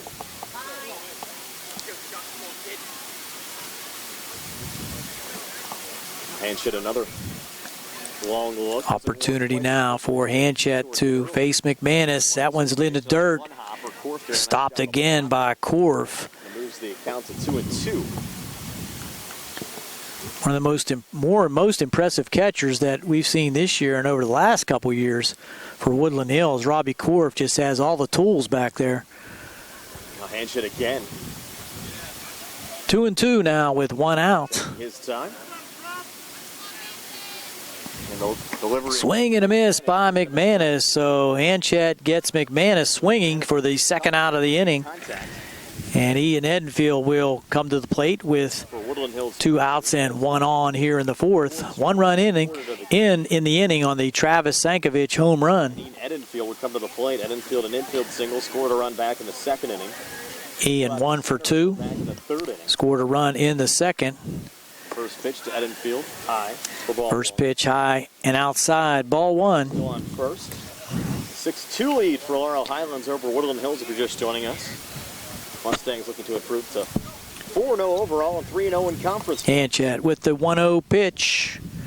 There's a little fly ball to right field. Going back, dealing with the wind and getting under it and making the catch is Cameron DePilma to end the inning, but the Mustangs do pick up a run on the solo home run by Travis Sankovic. We'll go to the top half of the 5th inning with the Mustangs leading 6-2 on the South Union Township Sports Network. AM, WNBS 101.1 FM, and on the MSA Sports Network. Davis and Davis, helping the injured. If you're injured in an accident, after you address the medical problems, you're going to be faced with numerous questions concerning who's going to pay your medical bills, your property damage, the wages that you might be losing if you can't go to work. These are things that you need counsel for. That your income is protected, that your bills are paid, that your family's taken care of. We've been doing this since 1976. We've helped injured people. We can help you. Davis and Davis, attorneys at law.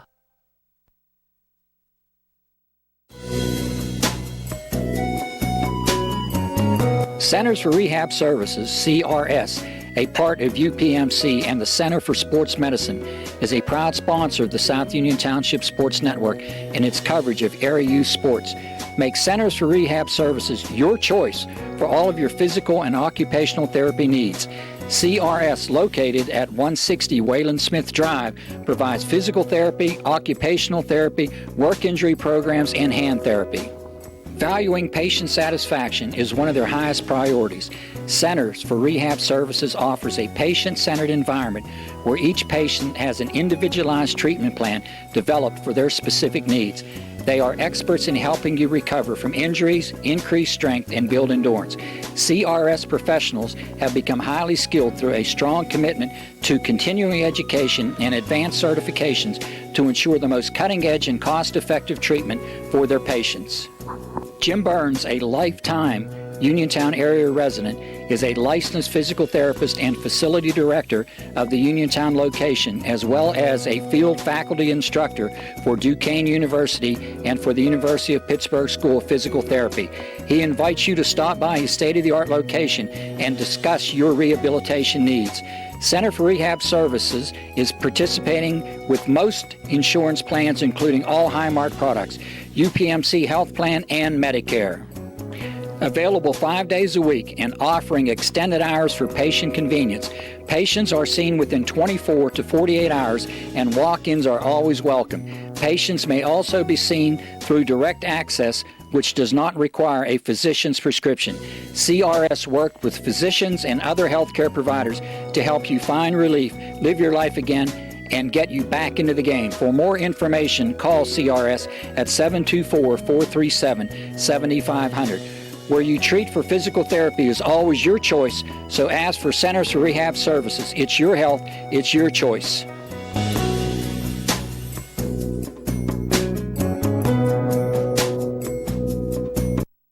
The top half of the fourth inning. Now we're back with Jordan Eicher still on the mound. Came on in relief last inning with bases loaded, able to stop the rally by Woodland Hills. Got Cameron DePilma to pop up to second baseman Josh Burns for the final out with the bases loaded. Flew out back to the Ben DeTour. Ben pitcher. Noah Mankin back in the first inning. There's a pop foul back, making it 1-1. Back towards our location over the stands and out of play.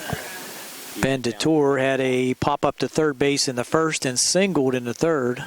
It's a 6-2 lead for Laurel Highlands. Mentioned earlier the schedule for the Eicher with the 1-1. Tried to pull the string on that one, low and outside in the dirt, 2-1. We're traveling to Gateway on Wednesday. They'll have post-Easter games against Baldwin, Franklin Regional, and Thomas Jefferson. Eicher now will work from the stretch. Detour. Pitch high again. High again, 3-1.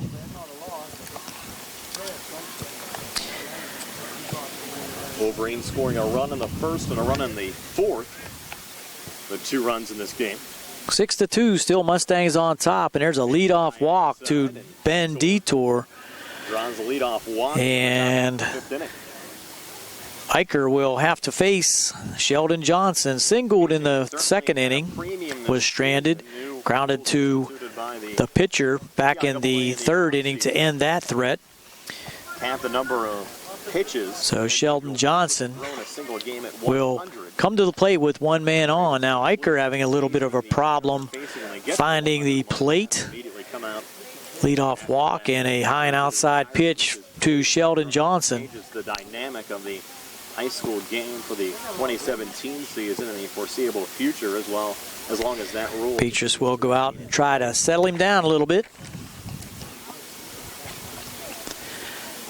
In on the grass at third is Tan Erminio. Johnson coming to the plate with Ben DeTour. Double play depth. Josh Burns at second. Travis Sankovic at short. A 1-0 count now on Sheldon Johnson. Here's a pitch in for a strike. 1-1. Same outfield for the Mustangs. Greg Lancaster in left. Hudson Novak in center. Gaysbauer out there in right. Leadoff walk has DeTour on first, and Eicher will work to Johnson. Lets that one go. 2 balls and a strike. 2-1. And Ben DeTour led off the inning with a walk.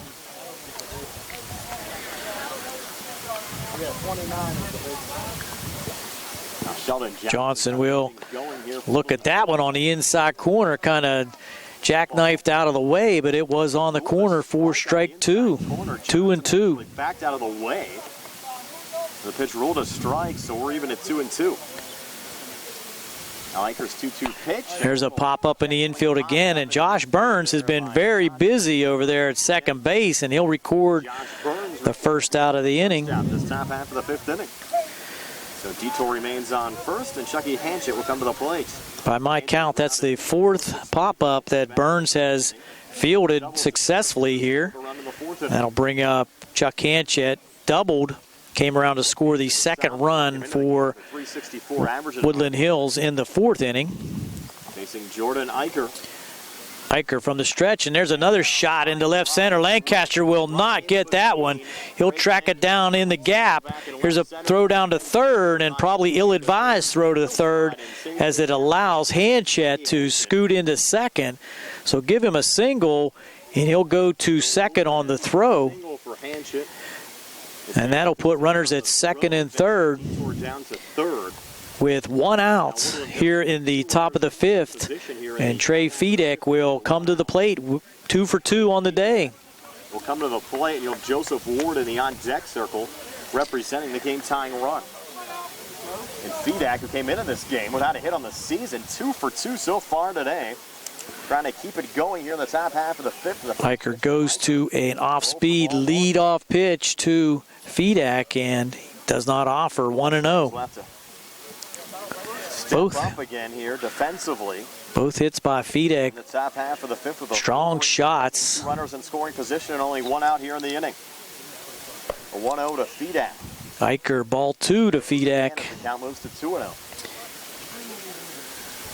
Top of the fifth, Mustangs leading 6-2, but Woodland Hills threatening again. Working here from the stretch. 2-0 pitch. There's another shot. That looks like it's going to be in the gap. And that will plug out there in right center, and that will allow both runners to score. But Feedek will stay at first base as gets no roll. Ball just plugged out there in right center field. So 2 RBIs for Feedek. He's 3 for 3. And that will run the score now to 6-4 as Woodland Hills back in it here in the top of the fifth. For Trey Feedek.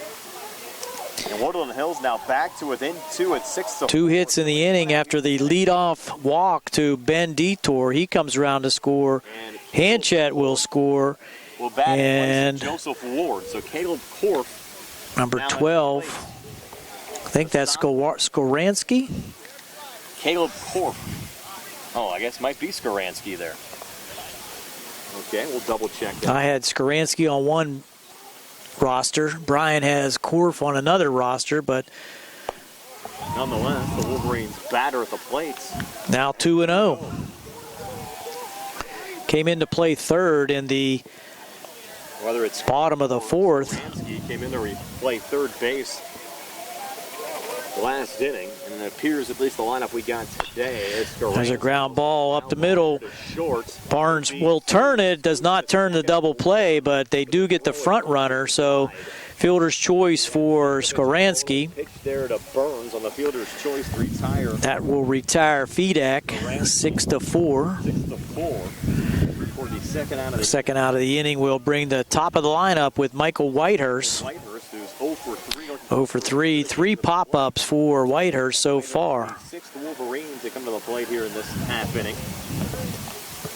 Wolverines plating already. Eicher deals a strike to Whitehurst. Taking the first pitch for strike 1. If you're just joining us, broadcast has been an interesting one. Actually started off with a joint 6-4, much closer game now here in the top of the fifth. Technical issues, so Gary went over to the TV side. I'm with you the rest. There's another ground ball, and Eicher fields it cleanly. Over to McManus for the out, so Whitehurst retired 1-3 to end a threat, but 2 runs in for Woodland Hills here in the top half of the fifth. It's now Mustangs 6, Wolverines 4. We'll go to the bottom of the fifth. 6-4, Laurel Highlands over Woodland Hills here on WNBS and on the MSA Sports Network, along from Radcliffe and Diaz High School Sports Day. Southwestern Endoscopy Center is a state-licensed and Medicare-certified facility and emphasizes privacy, comfort, caring, and safety. For colonoscopies and upper GI endoscopies, painless procedures are done with twilight sedation given by a board-certified anesthesiologist. The center accepts most insurance plans and is staffed by Doctors Ruthhart, Calabrese, Stokes, SWGI, specialists in digestive health.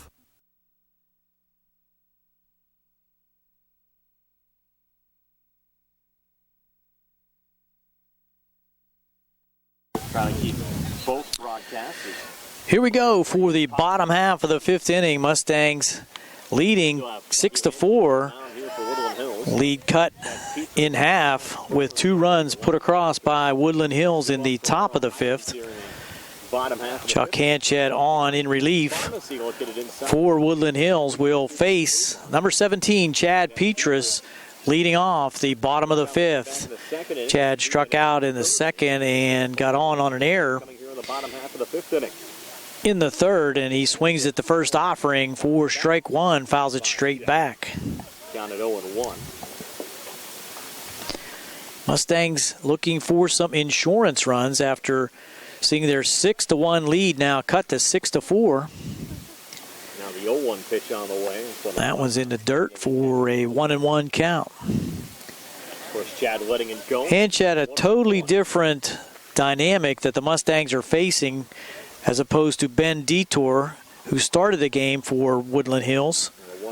There's a little pop-up into right field. Coming in and getting under it, one-handing it is Cameron DePilma. So 1 out in the inning. Bottom half of the fourth inning retires Chad to start the top half of the fifth inning. We have one away. We'll bring up Josh Burns, who walked in the first, came around to score. And a single in the third, so 1 for 1 for Josh. Singled in the third inning, trying to keep things going here in the bottom half of the fifth inning. With no one on and 1 out. Hanchett pretty efficient in his 2 innings of work, 14 pitches in relief in the third, 16 in the fourth. Now just 5 pitches with an out already here in the fifth inning. Mustangs led by 6-1 margin at one juncture of this Burns game. faces the 0-1. 6-4. Thought about going for that high and outside curve. Check swing there. Check swing makes it 1-1. Down even at 1-1. Lancaster on deck for the Mustangs to be followed by Herminio. Fouled back by Burns makes it 1 ball and 2 strikes. Start to see some of those long shadows soon. And bright sunshine for most of this game. Game time temperature. 2 hours in here, and we're into the bottom of the fifth. Perfect weather for high school. High and outside, 2-2. So Josh Burns 1-2 pitch missing high, now 2-2. staying alive, trying to get something going here. The bottom of the fifth for the Mustangs. 2-2 pitch. Strike 3 looking. On the inside corner. So 2 up, 2 down, and the Mustangs half of the. Nothing going here so far for the Mustangs, and Chuck Hanchett pretty effective, but for the home run by Travis Sankovic back in the 4th inning, last inning. Sankovic leading off with a long home run to left center field. Brings up Greg Lancaster on a sacrifice in the second after an error.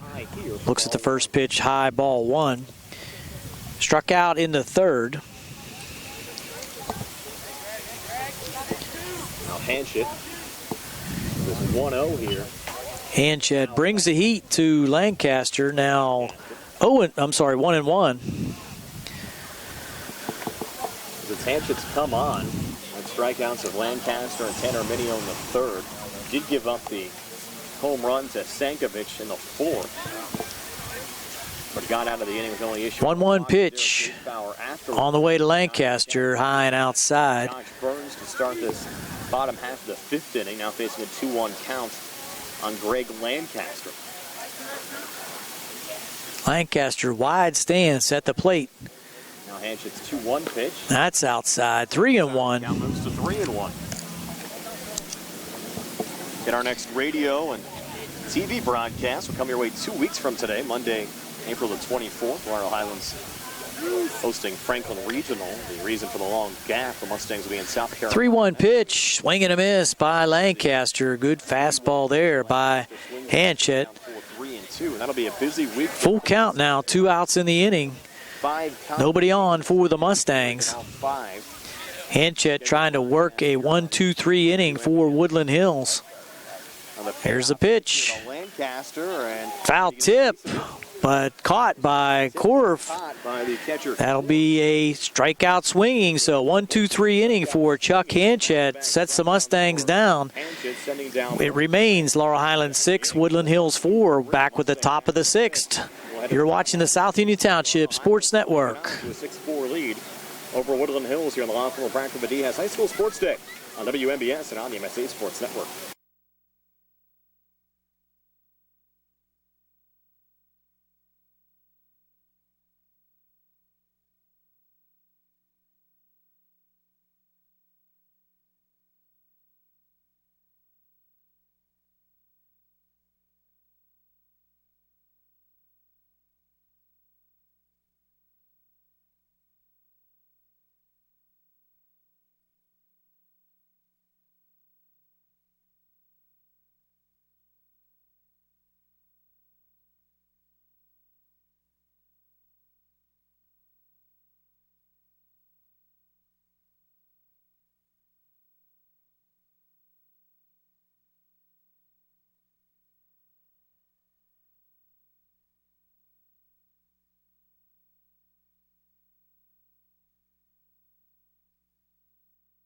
Games had that 8-7 win. Here we go, top half of the 6th inning, leading off for Woodland Hills. Malik Cunningham to face Jordan Eicher. Looks at ball 1 on the outside part of the plate. Going to fight their way back into this game. Wolverines trail. We got a game, 6-4. Laurel Highlands holding on to a 2-run Woodland Hills with Malik Cunningham lead here as we go to the top of the 6th. Second pitch, ball 2. Cunningham at the plate has taken the first 2 pitches from Jordan Eicher for balls. Jordan 2-0.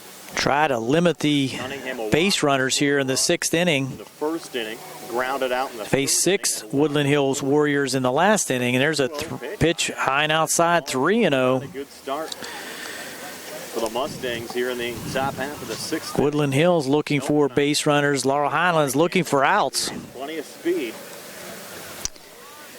Now the 3-0 pitch, Eicher to Cunningham. That's ball 4. 4-pitch walk for Malik Cunningham. Issued by Jordan Eicher to Malik Cunningham. We'll bring up Korf, and a lot of power at the plate now.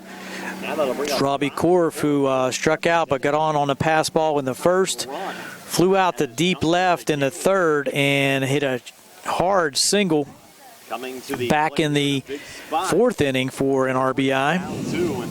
Cunningham, plenty of speed on the base paths. Eicher, 5 straight balls from Jordan.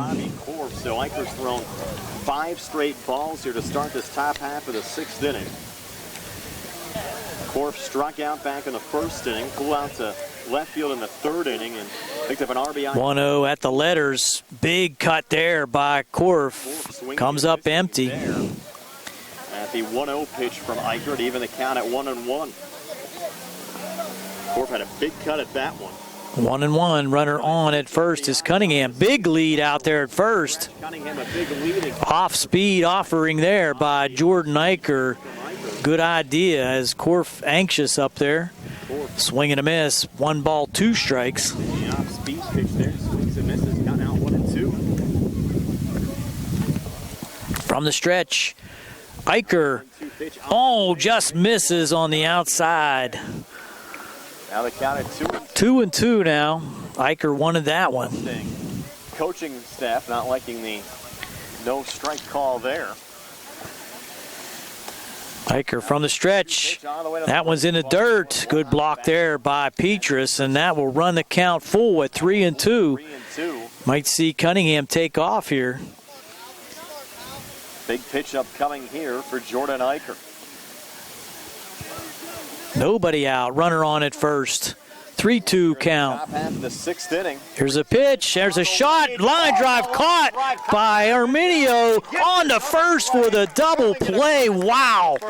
To Mason McManus. So Arminio just protected himself. That thing was a shot. He's shaking his hand. That ball hit him right in the middle of the glove as he protected his face. Wow. Line drive, double play. Arminio with the big catch and strong throw over to McManus, erasing the runner. Big double play for the Mustangs. Now the freshman Cameron DePilma will come to the plate. DePilma will now come to the plate, and he hits a pop-up, and this is going to be Josh Burns again. Getting under it again to make very busy out there at second base. So what looked like a possibility for Woodland Hills to add to their 4 runs turns into 3 up, 3 down on the double play, and we'll go to the bottom of the 6th. Mustangs holding on to a 6-4 lead here on the South Union Township Sports Network. With the Mustangs still up 2 at 6-4 here on WMBS and on the MSA Sports Network. The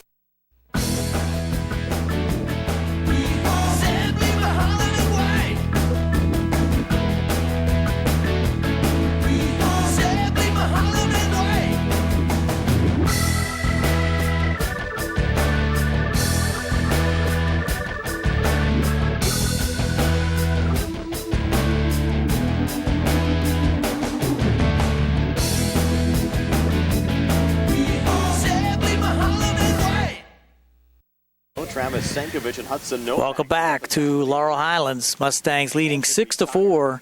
Due up for the Mustangs here in the bottom of the 6th. Tanner Minio, Travis Sankovic, and Hudson Novak. Burns and Greg Lancaster. Mustangs looking for some this bottom half of the 6th being brought to you by Davis & Davis. Insurance runs. Arminio to face Hanchet, who has come on and pitched very well for Woodland Hills, and Arminio tries to bunt his way on, fouls it back over the screen. On the right side. Text received from our friend Dan Wallace. Fairmont is playing Wheeling Jesuit. Luke Paul pitched the first game for Wheeling Jesuit and won, and Hugh Hazy's pitching the second game, former Laurel Highlands pitchers.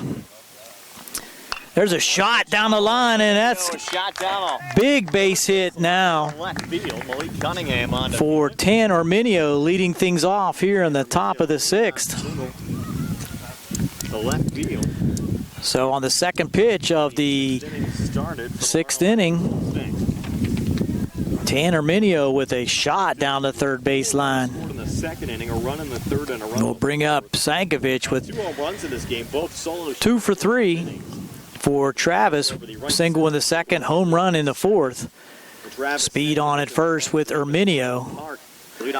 First pitch in for a strike to Travis. Mustangs shortstop.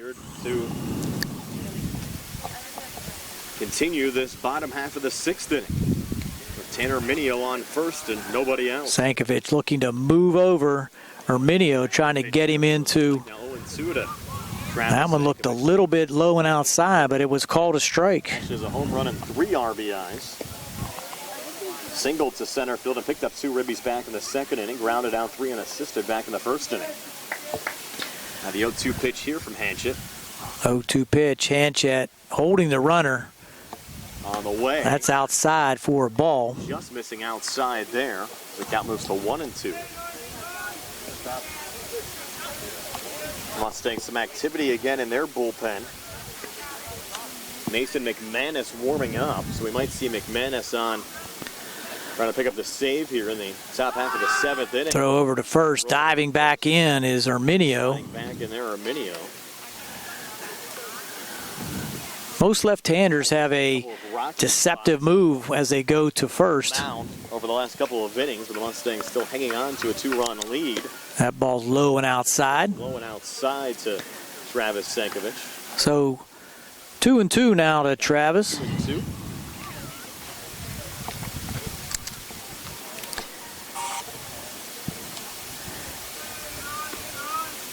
Hanchet trying to hold Arminio.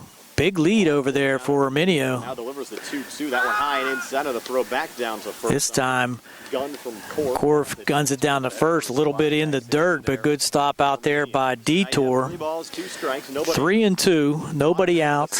Laurel Highlands looking for a couple of insurance. Arminio on at first. Sankovic looking for something to put in play here. Coming on for the save situation. On deck, Hudson Novak. Arminio leading off at first. Here's the pitch. That's, in there for strike 3. Travis caught looking. Mustang fans didn't like that call. Caught the outside corner, according to home plate umpire, for the first out of the inning, and that'll bring up Hudson Novak. Bottom half of the 6th inning. Now Hudson Novak will come to the plate. Tanner Arminio still on first. Arminio with a big lead out there now. Strike 1 to Novak. Strike count at 0-1. So Hanchett going to a little bit of off-speed deliveries here in the top of the 6th after the leadoff single by Arminio. Keeping the Mustangs off balance. There's a strike again on the outside corner, and that came with the heat that time. Pitches here for Chucky Hanchett. So changing speeds very effectively. Chuck Hanchett. He's come on in relief of Ben Detour to mix up the pitches out there. 0-2 pitch to Novak. Away, and Hudson goes down and a little bit, but golfed it foul. Fouls that one back out of play. Now remains at 0-2. And thanks to our studio producer, Nick Barczyk, here this afternoon. Nick will stay on duty and produce the Pirates game. 0-2 delivery again. Arminio bobbing back and forth out there. There's a shot in left field. Curving. Foul. Foul down the third. About 3 feet foul down the left field line. Well hit ball, but just hooked it a little bit. Third base line. Like one of my golf shots yesterday. Hooking into the weeds.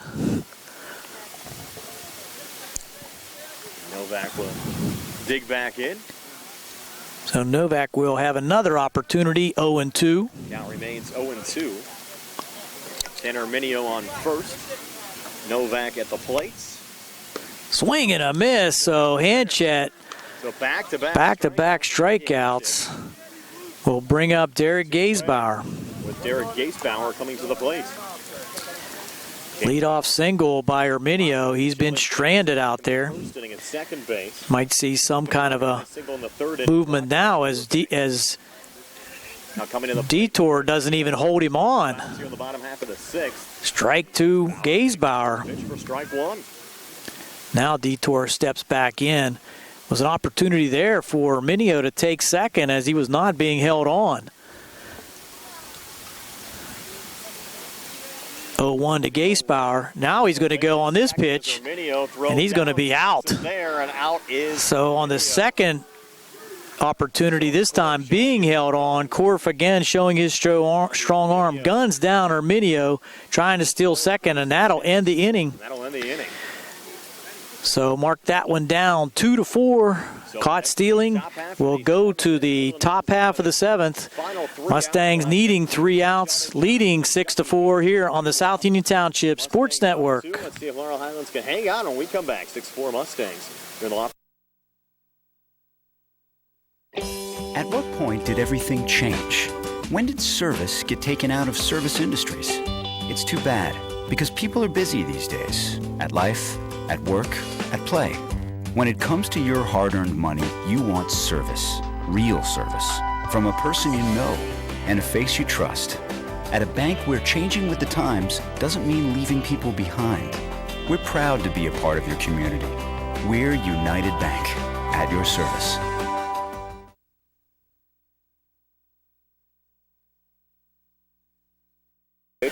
Here we go, top half of the 7th inning. Mustangs leading 6-4. Ben Detour leading off, takes ball 1. Back in the 5th, Ben walked and came around to score one of the 2 runs in that inning that cut the lead to 6-4 for the Mustangs. Eicher needs to throw strikes and comes with the delivery high again, 2-0.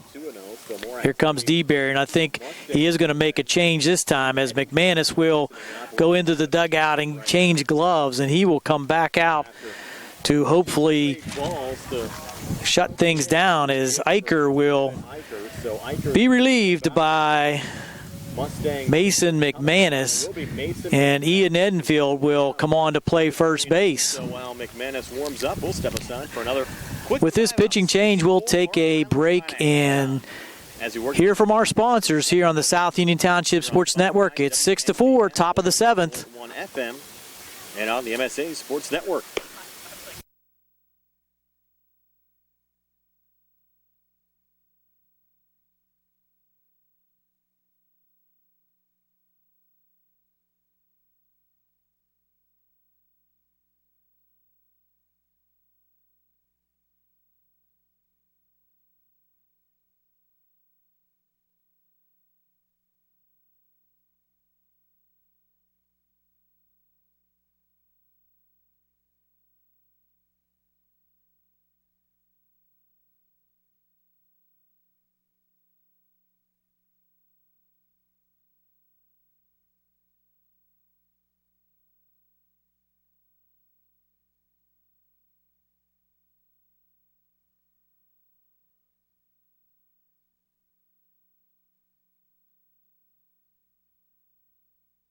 Was the designated hitter today for the Mustangs. We're back here on the South Union Township Sports Network, getting his final warm-up pitches is Mason McManus, who has come on in relief here in the 7th inning after Jordan Eicher started off the inning with 2 balls to the batter Ben Detour for Woodland Hills. So Ian Edenfield will be on to play first, and Mason McManus now finishing up his warm-up tosses. You have to think maybe the thought from the Mustang coaching staff was they're starting with Eicher. So Eicher, 22, 33, 35 pitches for Eicher in 2 2/3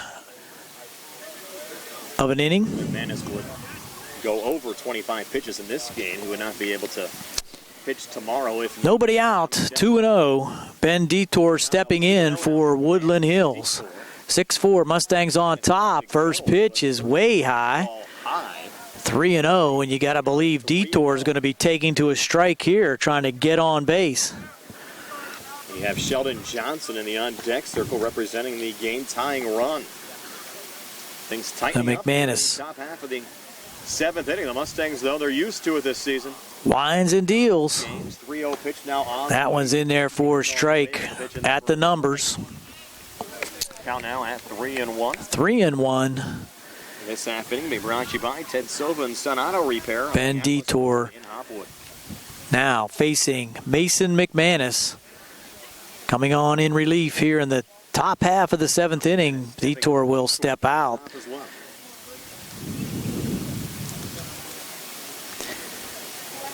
Some housekeeping out there on the mound now by McManus, trying to make sure that plant foot has the right feel. 3-1 here for McManus. Good pitch there by McManus. Fouled back by Detour. Runs the count full. Got now full of 3-2.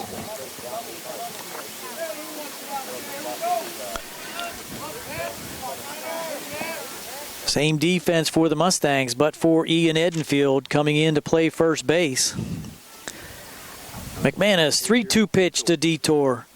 There's a shot to second base. Ranging to his right is Burns. Up with it quick on to first. Picked out of the dirt there by Edenfield. Nice play to record the out. A nice team effort there with Burns ranging. Burns going way to his right to make that play. A little bit of a short throw to Ian Edenfield, but Ian digging it out for the first out. All important first out of the inning for the Mustangs. After a 3-0 count, McManus able to work his way out of that one. Johnson and Chucky Hanchett. Johnson 1 for 3. First pitch for McManus. Foul back, so Counted 0-1. working ahead now, McManus. The right field back in the second inning, grounded out 1-3 in the third inning, and flew out to Josh Burns back in the fifth. 1 for 3, Sheldon Johnson trying to get something started for Woodland Hills. 0-1 pitch to Johnson, breaking ball. Curveball on the inside corner for a strike. Nice job by McManus to mix up the speed there and get the count. 0-2 now. Opportunity to try to get Johnson to chase something out of the zone. Here's a pitch, and he did. Got a high fastball. Johnson went after it, was able to get a piece and foul it back. So good 0-2 pitch there by McManus. Still 0-2. Don't want to give him anything in the heart of the zone right now. Now McManus wind and fire the 0-2. There's a little looper into center field, and he will get on with a one-out single. And the Wolverines in business. Runner on now with 1 out. It's going to bring up Chucky Hanchett. Has hit the ball hard all 3 times. Hit into a 4-6-3 double play in the second, a ringing double in the fourth, and a line shot single in the fifth. Scored 2 runs. Today. The only time he was retired was via a 4-6-3 double play back in the second inning. Right-handing hitting from the stretch. Hanchett. There's a pop-up to center field. Novak will drift back, and he'll make the catch. So 2 outs now in the inning as Hanchett gave it a ride, but just got under it a little bit. Fedek will come to the plate. 3 for 3, 3 singles. Fedek came into this game without a hit on the season. Has had 3 singles. 2 RBIs for Fedek. Center field back in the 5th inning. And McManus will the lefty coming to the plate here in need to work to the 3 for 3 Trey Fedek. Top of the 7th. Johnson on first. Here's a pitch. High and outside. Ball 1. High and outside for ball 1. McManus trying to not only come in to relieve Eicher and finish this game off, but also keep himself under 25 pitches. He's at 10 right now. Most important thing, though, is the victory. There's one on the outside corner for a strike. Again, if McManus stays under 25 pitches, he's eligible to throw tomorrow if needed against Thomas Jefferson. 1-1 now. Fedek will have to count now 1-1. McManus to be selective. On first. 2 outs in the top half of the 7th. McManus with the curveball outside. Count now 2-1. And the Mustangs with 2 road games scheduled the rest of the week. Tomorrow at Thomas Jefferson. Wednesday under their lights at Greater Latrobe. Laurel Highlands, 2 more games this week, Thomas Jefferson and Latrobe, before they head south. Now the 2 all key section games. Ooh, safe, wow. He is safe at first. Why would Johnson be even leaning off? His run really doesn't mean anything. First and the game. Good. There's really no reason for Johnson to get too aggressive. McManus with the pitch. Ooh, just outside. Right now, 3-1. Missing the strike zone for McManus as the count moves to 3-1. El Paso missing outside. Johnson almost with a fatal mistake over there at first base. Does get back in, and now the count at 3-1. He would likely have due up next Jack McManus. With the pitch, there's a looper into center field. Coming on is Novak, and he makes the waist-high catch to end the threat here in the top of the 7th. Mustangs hang on for a 6-4 victory. Leave Sheldon Johnson stranded. No runs in the top of the 7th. Mustangs with the win, 6-4 over Woodland Hills. We'll be right back to give you the final statistics here on the South Union Township Sports Network.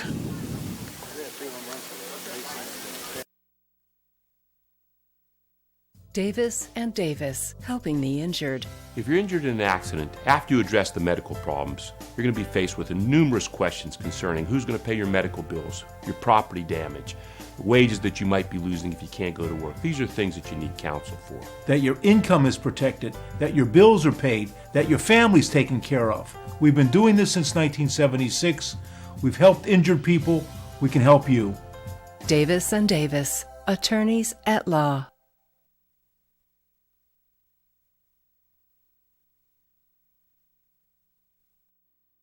Welcome back to the South Union Township Sports Network. The Laurel Highlands Mustangs picking up the 6-4 victory over the Woodland Hills Wolverines, hanging on for a 6-4 victory. Looking at the statistics for the Mustangs, scoring 4 runs in the second inning, 1 run in the third, 1 run in the fourth for their total of 6. Mustangs had 7 hits, led by the home run by Travis Sankovic and the home run by Mason McManus. Big hits there to give the Mustangs that needed 2 additional runs for the 6-4 victory. The Mustangs did leave 6 men on base and committed 2 errors. For Woodland Hills, 4 runs on 9 hits. The Wolverines left 10 men on base. Crucial opportunities lost there for the Wolverines, leaving the bases loaded at one opportunity in the 4th inning, scoring just 1 run. And the Wolverines did commit 2 errors. Hitting for the Wolverines, Trey Fedak 3 for 3 with 2 RBIs, but it wasn't enough as the Laurel Highlands Mustangs hang on. Relief pitching by Mason McManus in the top of the 7th, sealing things for the Mustangs. That's going to do it for the South Union Township Sports Network, and this South Union Township Sports Network coverage has been brought to you as a joint cooperative venture featuring the South Union Township supervisors and CUTV with Gary Smith and his staff. Another South Union Township Sports Network presentation. Good night, everyone.